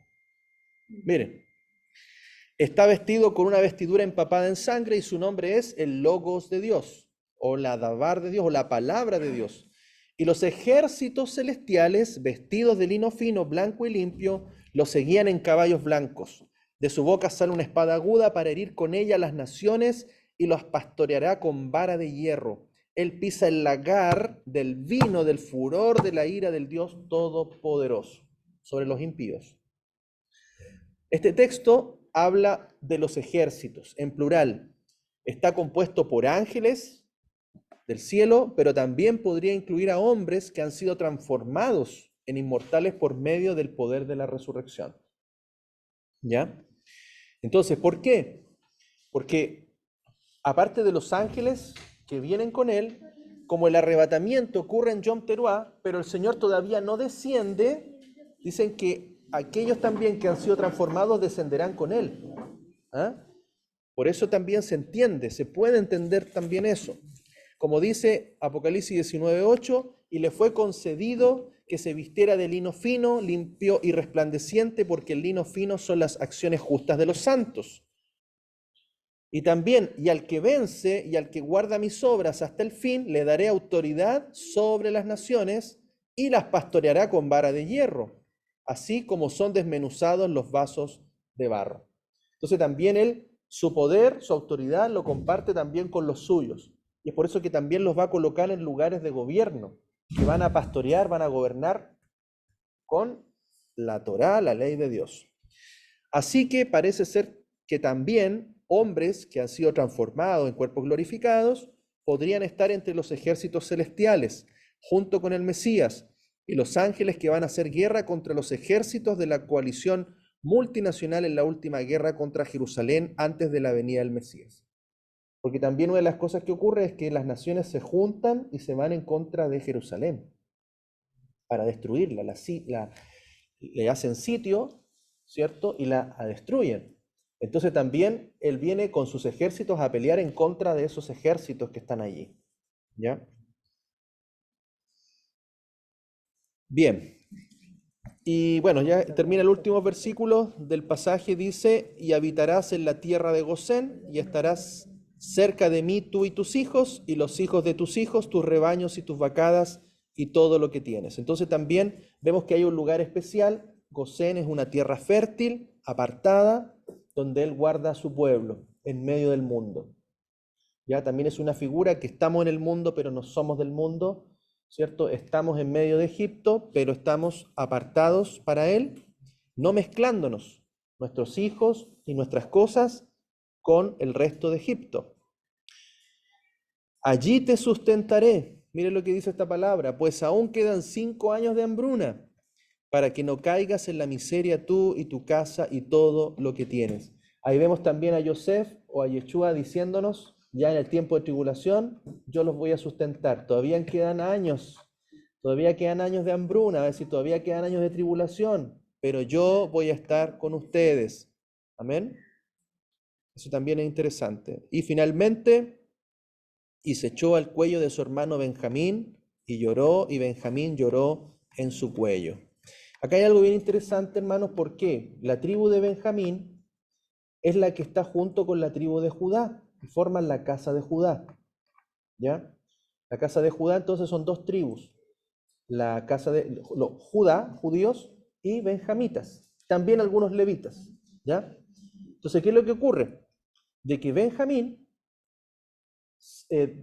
por así decir, descubrió que el faraón era Yosef, antes que el resto de sus hermanos. ¿Ya? Él identificó a su hermano. Entonces, ¿qué es lo que ocurre? Hoy día en el pueblo judío, también se está viendo que hay muchos judíos, que judíos es el nombre genérico. Nadie le dice benjamitas, ¿ah?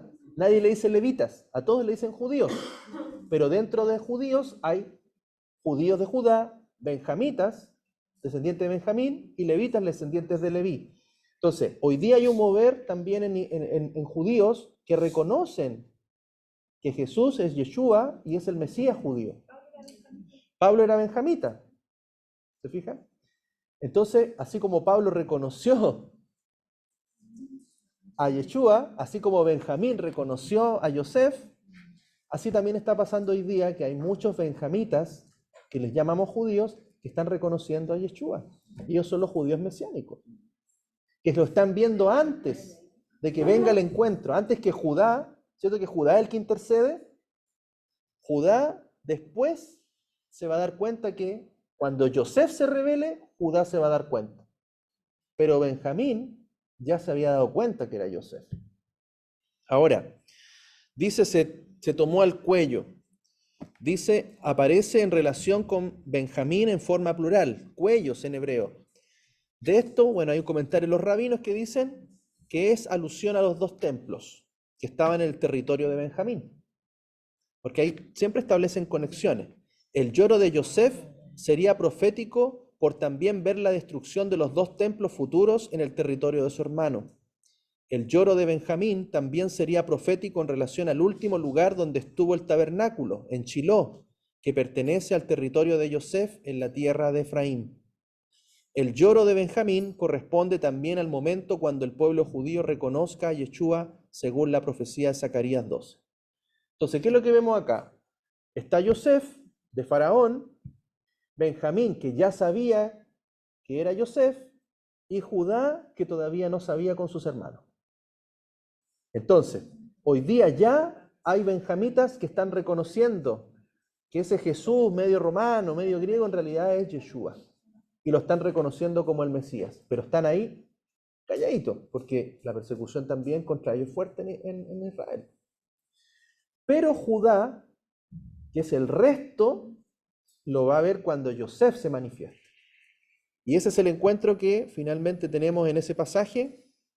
Y derramaré sobre la casa de David y sobre los habitantes de Jerusalén espíritu de gracia y de oración, y me mirarán a mí, Alef Tab, el principio, el primero y el último, al que traspasaron, y llorarán como se llora por causa del unigénito, y se afligirán por él como quien se aflige por el primogénito. Entonces ahí está finalmente ese encuentro con Judá. Entonces hay muchos benjamitas que ya han reconocido que Yeshua es el Mesías, pero están calladitos, como Benjamín se quedó callado, pues. Tuvo que seguir el plan con su hermano Yosef. ¿Hasta qué? Hasta que Yosef tuviera el encuentro con Judá y el resto de su hermano, que iba a ser el encuentro final que iba a tener con su pueblo. ¿Amén? Amén. Bien. Sí, por supuesto. Shabbat Shalom. Lo que pasa es que en esta parashat, bueno, nosotros le hemos leído algunos años, pero hay algo que me impresionó mucho, o que ahondé un poco más, donde hablaba que 3 veces el faraón como que le pregunta qué es lo que hacen tus hermanos y tu padre. Y las 3 veces él dice que son pastores. No le dice que son agrícolas, no le dice que son ganaderos, él le dice que son pastores. Para los egipcios era despreciable. Eran abominables los pastores de ovejas. Entonces José podría haberle dicho que eran ganaderos para que no los despreciaran, pero él insistió y fue súper categórico en decir que eran pastores de ovejas. Y eso fue también porque el padre permitió, él hizo eso, porque el pueblo lo situaron en Gosén, y como los egipcios no lo aborrecían por su profesión o su oficio, perdón, por decirlo, ellos se mantuvieron sin mezclarse. O sea, entró una familia, salió una nación, pero no hubo mezcla entre ellos. Ni de cultura, ni de alimentación, ni de forma de vida, porque los egipcios tenían muchos dioses.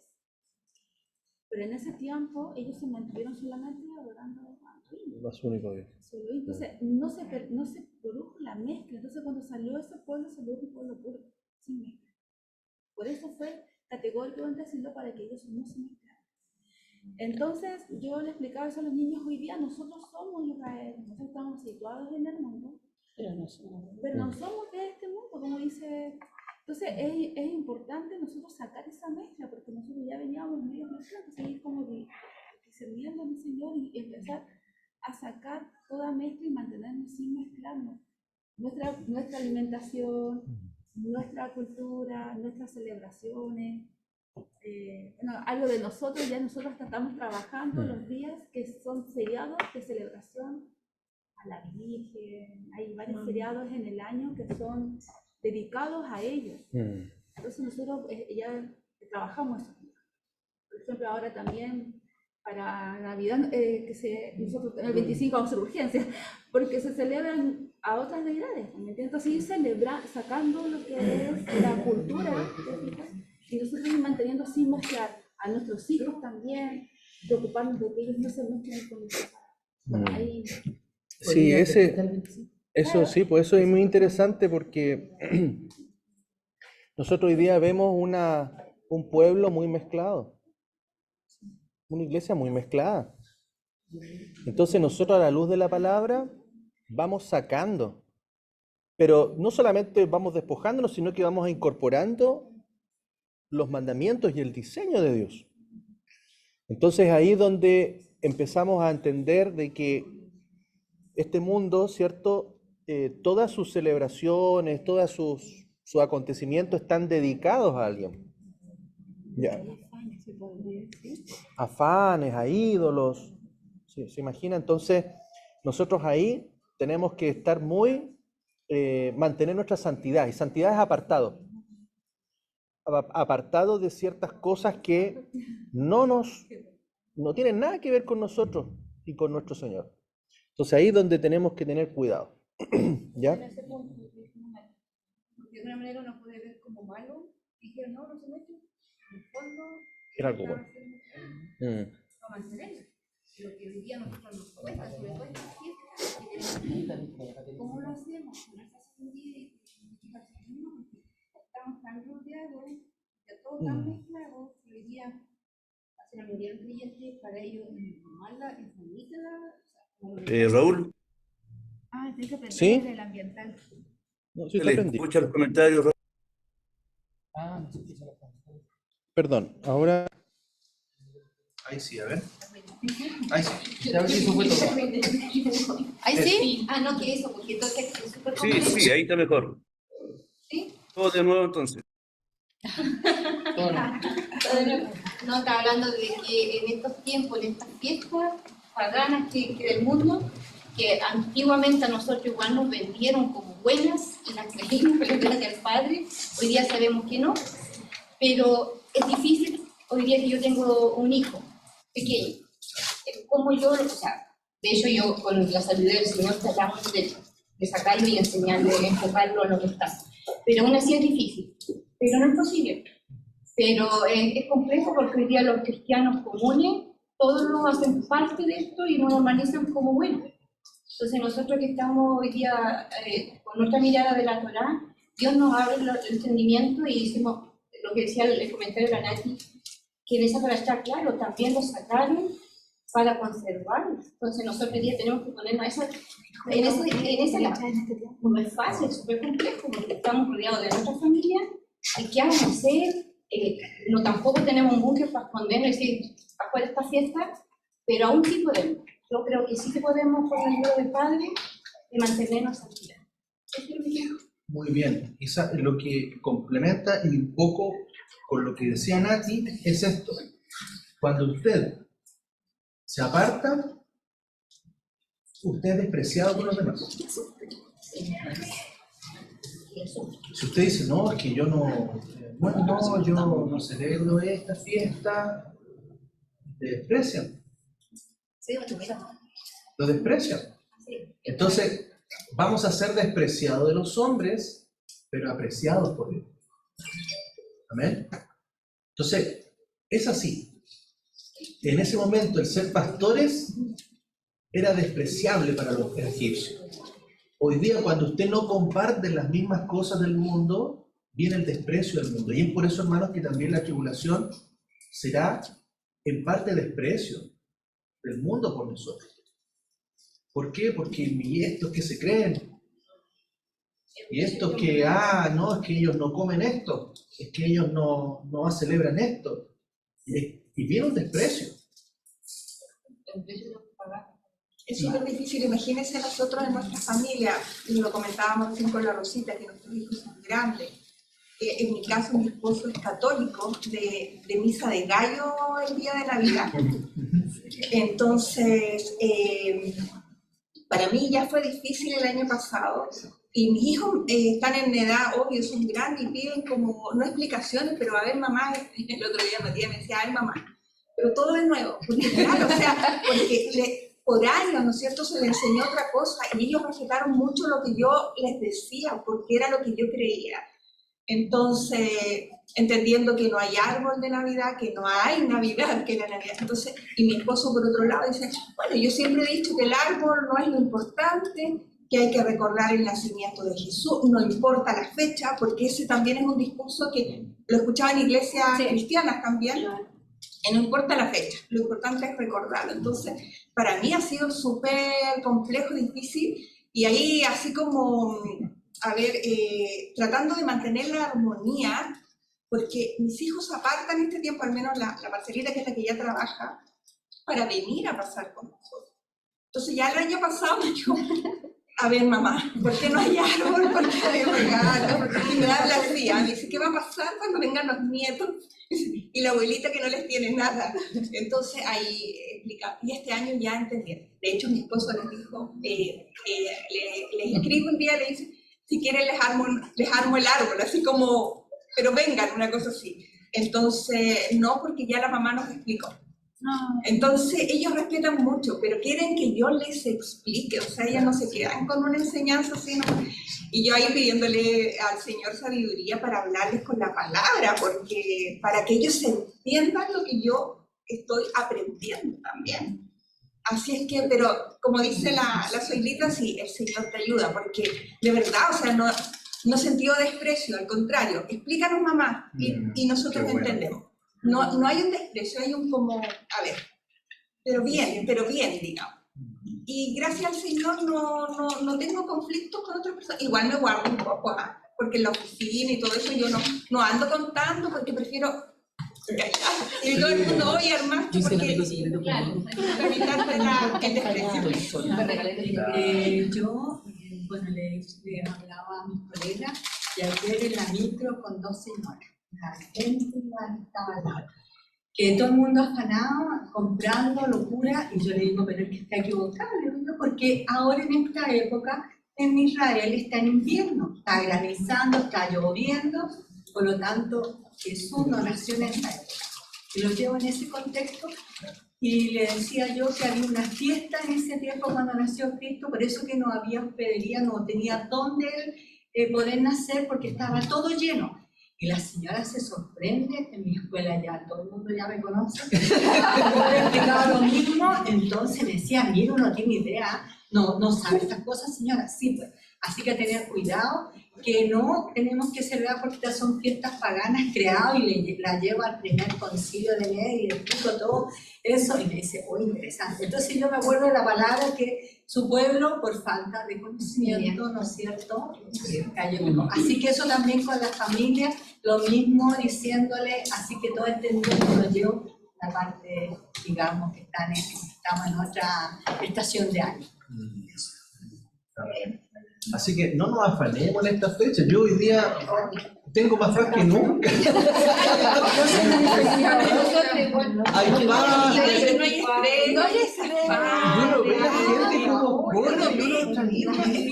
En mayo voy a estar. No tengo ni tiempo. El 25 voy a estar. Vamos y todo parece. Vamos a aprovechar ese día. Ahora, sí, hermano, yo, bueno, en este sentido, Dios nos guarde siempre de juzgar. No.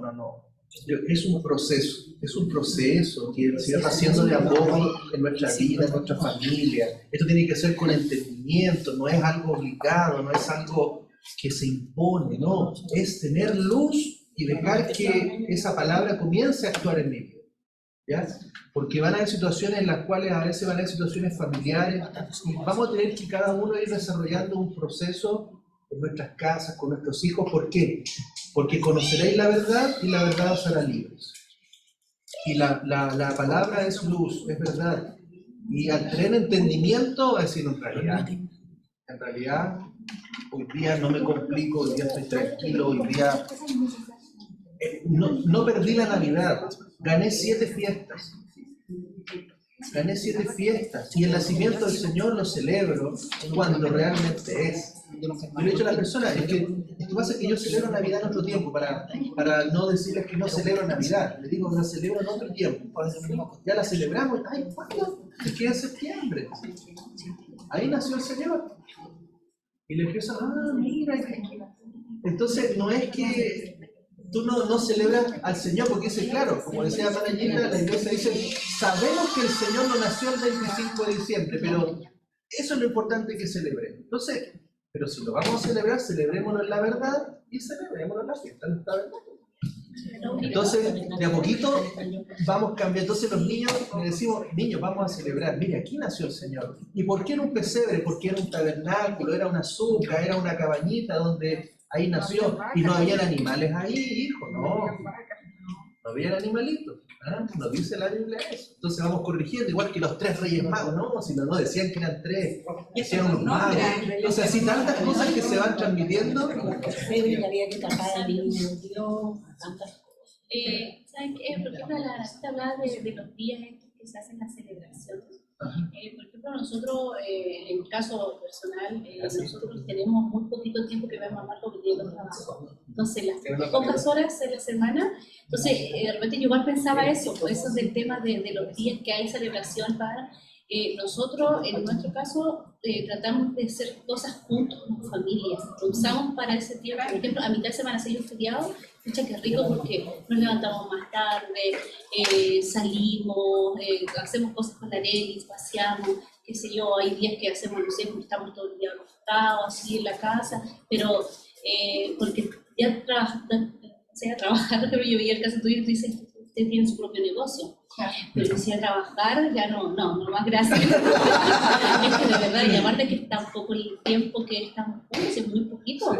Y Marco siempre está, incluso a veces en Chaval también, teniendo problemas muy urgentes del tema de las propiedades. Entonces, nosotros esos días igual a mí a veces me han dado ganas de trabajar, porque Marco se hace cargo de Areli y yo puedo trabajar tranquila con mis temas de mis manualidades y todo eso. Pero después digo, pucha, y Marco me reclama, me dice, pero Eli, te voy a poner a hacer eso, y en qué momento salimos, en qué momento estamos juntos, y ya, ok. Entonces los destinamos, más que nada para estar bien con familia, ¿sí? Sí, correcto. Aparte que la Eli se aburre muchas veces en la casa, solita, o sea, hay que sacarla de ese encierro, ¿sí? Pero lo que sí hemos aprendido es a dejar de, antes éramos muchos de ir a donde mi papá, qué sé yo, y ellos que celebran esas cosas y que las hay, que al final están celebrando algo. Dejamos de hacer eso. A lo mejor era bonita en la instancia para poder estar, por ejemplo, con mis familiares. Dije, no, porque si ellos están celebrando eso, nosotros tenemos que apartarnos de eso. Yo los voy a saludar en otro momento, los voy a visitar. Y me costó, sí, porque para mí igual para mí me gusta el tema ese aclanado de la familia, de estar juntos. Pero dije, no, viendo este contexto de lo que estamos aprendiendo, dijimos no, porque hay el trago, hay cosas y otras costumbres, cosas que ellos acostumbran a hacer que nosotros no nos benefician. Entonces, a pesar que nosotros no lo hacemos, pero de todas maneras igual estamos ahí metidos al medio, en medio de todo eso. Claro. Eso es lo que sí, es como aprendí lo que es también apartarse de eso. Por mucho amor que uno le tenga a la familia. Yo quería contar lo que dice yo trabajé en el sistema, bueno, ellos me conocen en el sistema colegio adventista. También nos enseñaban mucho eso y para mí era muy difícil cómo decirle a mi esposo y a mi hijo que no se hacía eso. Eran luchas, fueron muchas luchas, muchos años, bueno, hasta que yo me enfermé, pues me jubilaron. Entonces como que empecé otro estilo de vida. Sí, entonces, ¿cómo yo lo manejo ahora con mis hijos? Te lo digo yo antes añoraba los feriados. Pues se pasa. Era como una instancia para estar con la familia. Y yo ahora lo he comprendido. Mamá me dice, ¿qué vas a hacer para el 24 o el 25? Vengan todos, le digo yo, para que pasemos algo bonito, porque ellos también todos trabajan. Mi hija vive en Santiago y es la instancia que ella pueda venir a estar conmigo. Yo así, o sea, lo he incentivado a mis hijos, esos días sea un día de descanso, de pasar con tu familia. Y yo me dice, mamá, me dice, ¿qué te parece si nos juntamos mejor otro día? Porque está como que ellos como pareja, como matrimonio, quieren salir. Nosotros con mi esposo somos felices. Somos felices porque decimos, ay, qué rico, ¿no? Ya como que nos estamos alejando de hacer las tremendas comidas, cosas por el estilo, pero lo hacíamos con ganas, y qué lindo que viene. Pero ellos ahora como que solo dicen, mamá, me dice, el único día que yo puedo descansar.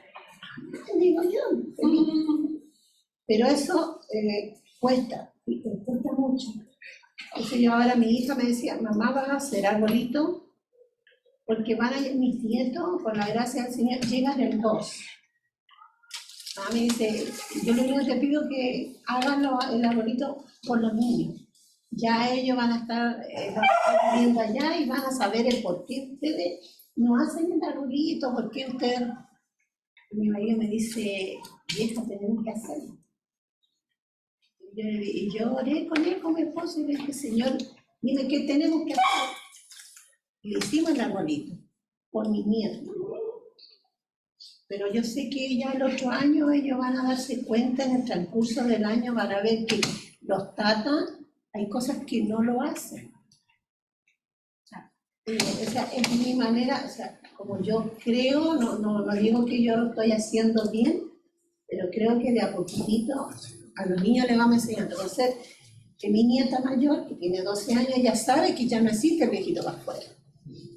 El chiquitito que tiene 9 años ya sabe también. El chico que tiene 7 años todavía anda así. Y para nosotros eso es bueno. Eso ya significa que no vamos a dar arbolito, que no le vamos a enseñar hoy, que la Virgen, que esto, que esto. Es mi manera de pensar. La verdad que le he enseñado a mi hijo, ya tienen 40 y tantos años y no respetan mucho esa. Que la fiesta, yo se lo he dicho, la fiesta se debe como corresponde, como familia, como disfrutar. Que no puede comportarse. Es mi manera de pensar, o sea, coincido con lo que sabes que yo a mis más cercanos, más cerca que vos, que ellos conocen lo que estamos aprendiendo y todo, bueno, yo sí así para hablar con ellos. Yo digo, a mí no me estés llamando el 31. Porque no te voy a contestar, yo el 31 voy a pagar no me estoy mandando feliz Navidad, de que el próximo año no me mandes que voy a celebrar el año nuevo. Entonces mi hermana se ríe, oye, si no te voy a llamar, si no te voy a pescar. Entonces, con lo que yo tengo esa confianza, claro, son mi familia más cercana, claro. Entonces, y ellos saben, incluso yo le digo a papá, yo digo, yo respeto que tú celebres el año nuevo y que para ti una fiesta, hay que hacer una cena y todo eso, nosotros no vamos a hacer nada de eso. Así que para que tú, y tienen todo el año no se lo regalan a él, no es necesario que se lo hagan en esa fecha, tienen todo el año. Y pueden hacerle más también. Claro, así que por lo menos con las familias más cercanas y están súper claros en ese tema. Claro.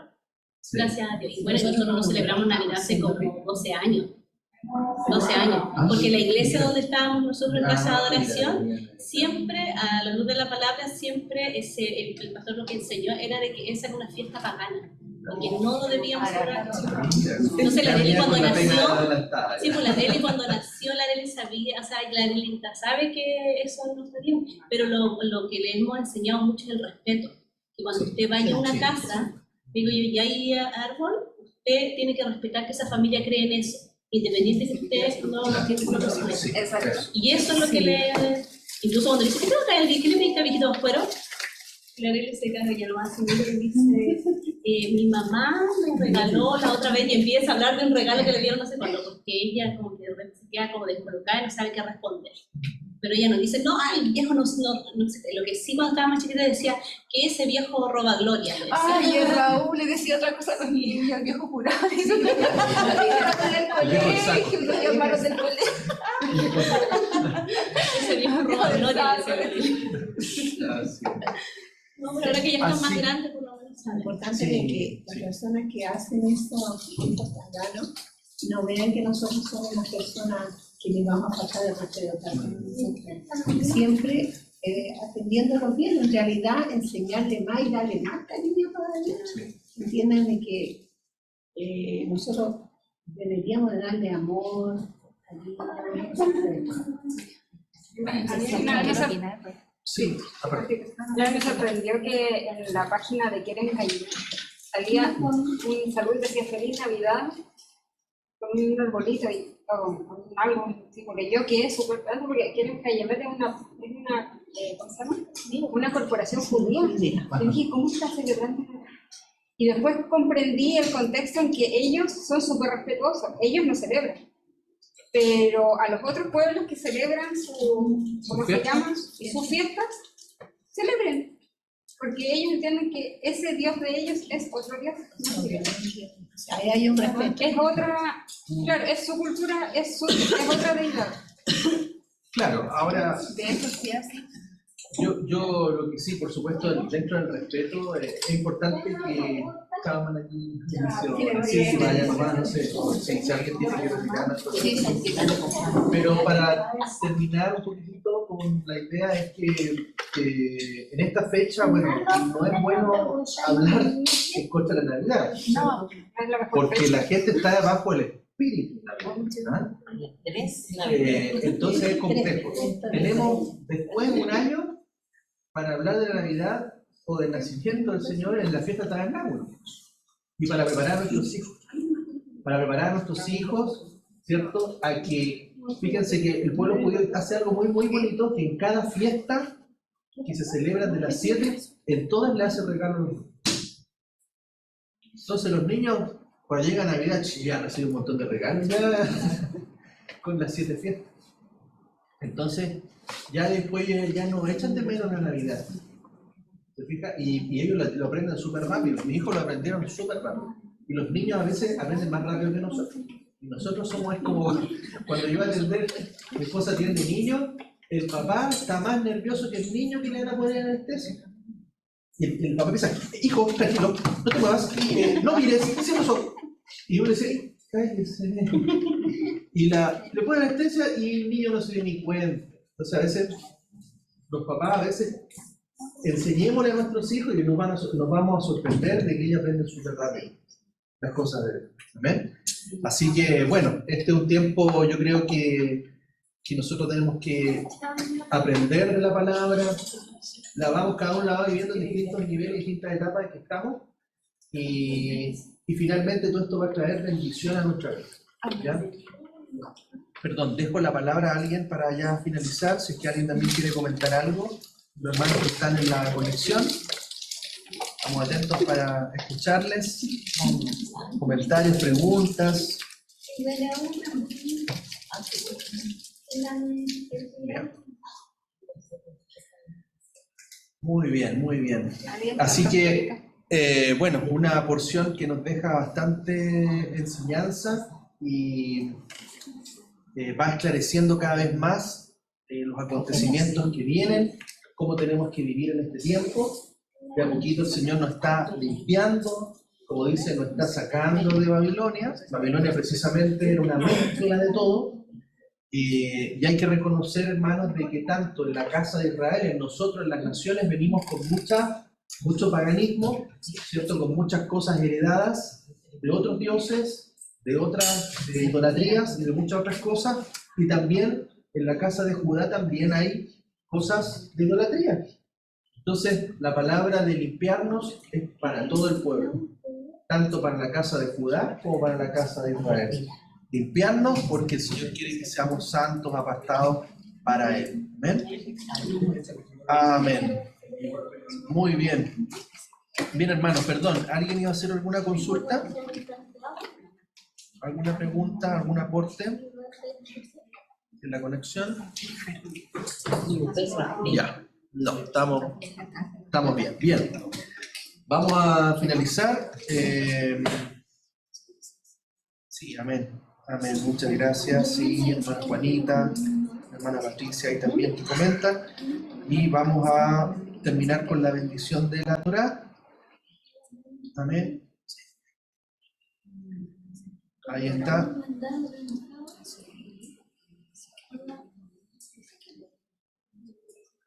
Ahí está, y dice: Baruch atah Adonai, Eloheinu melech haolam, asher natan lanu Torat emet, Beyaje, Olam, Natán, Natá, Betogenu, Baruch atá Adonai, Noten, Hatorá.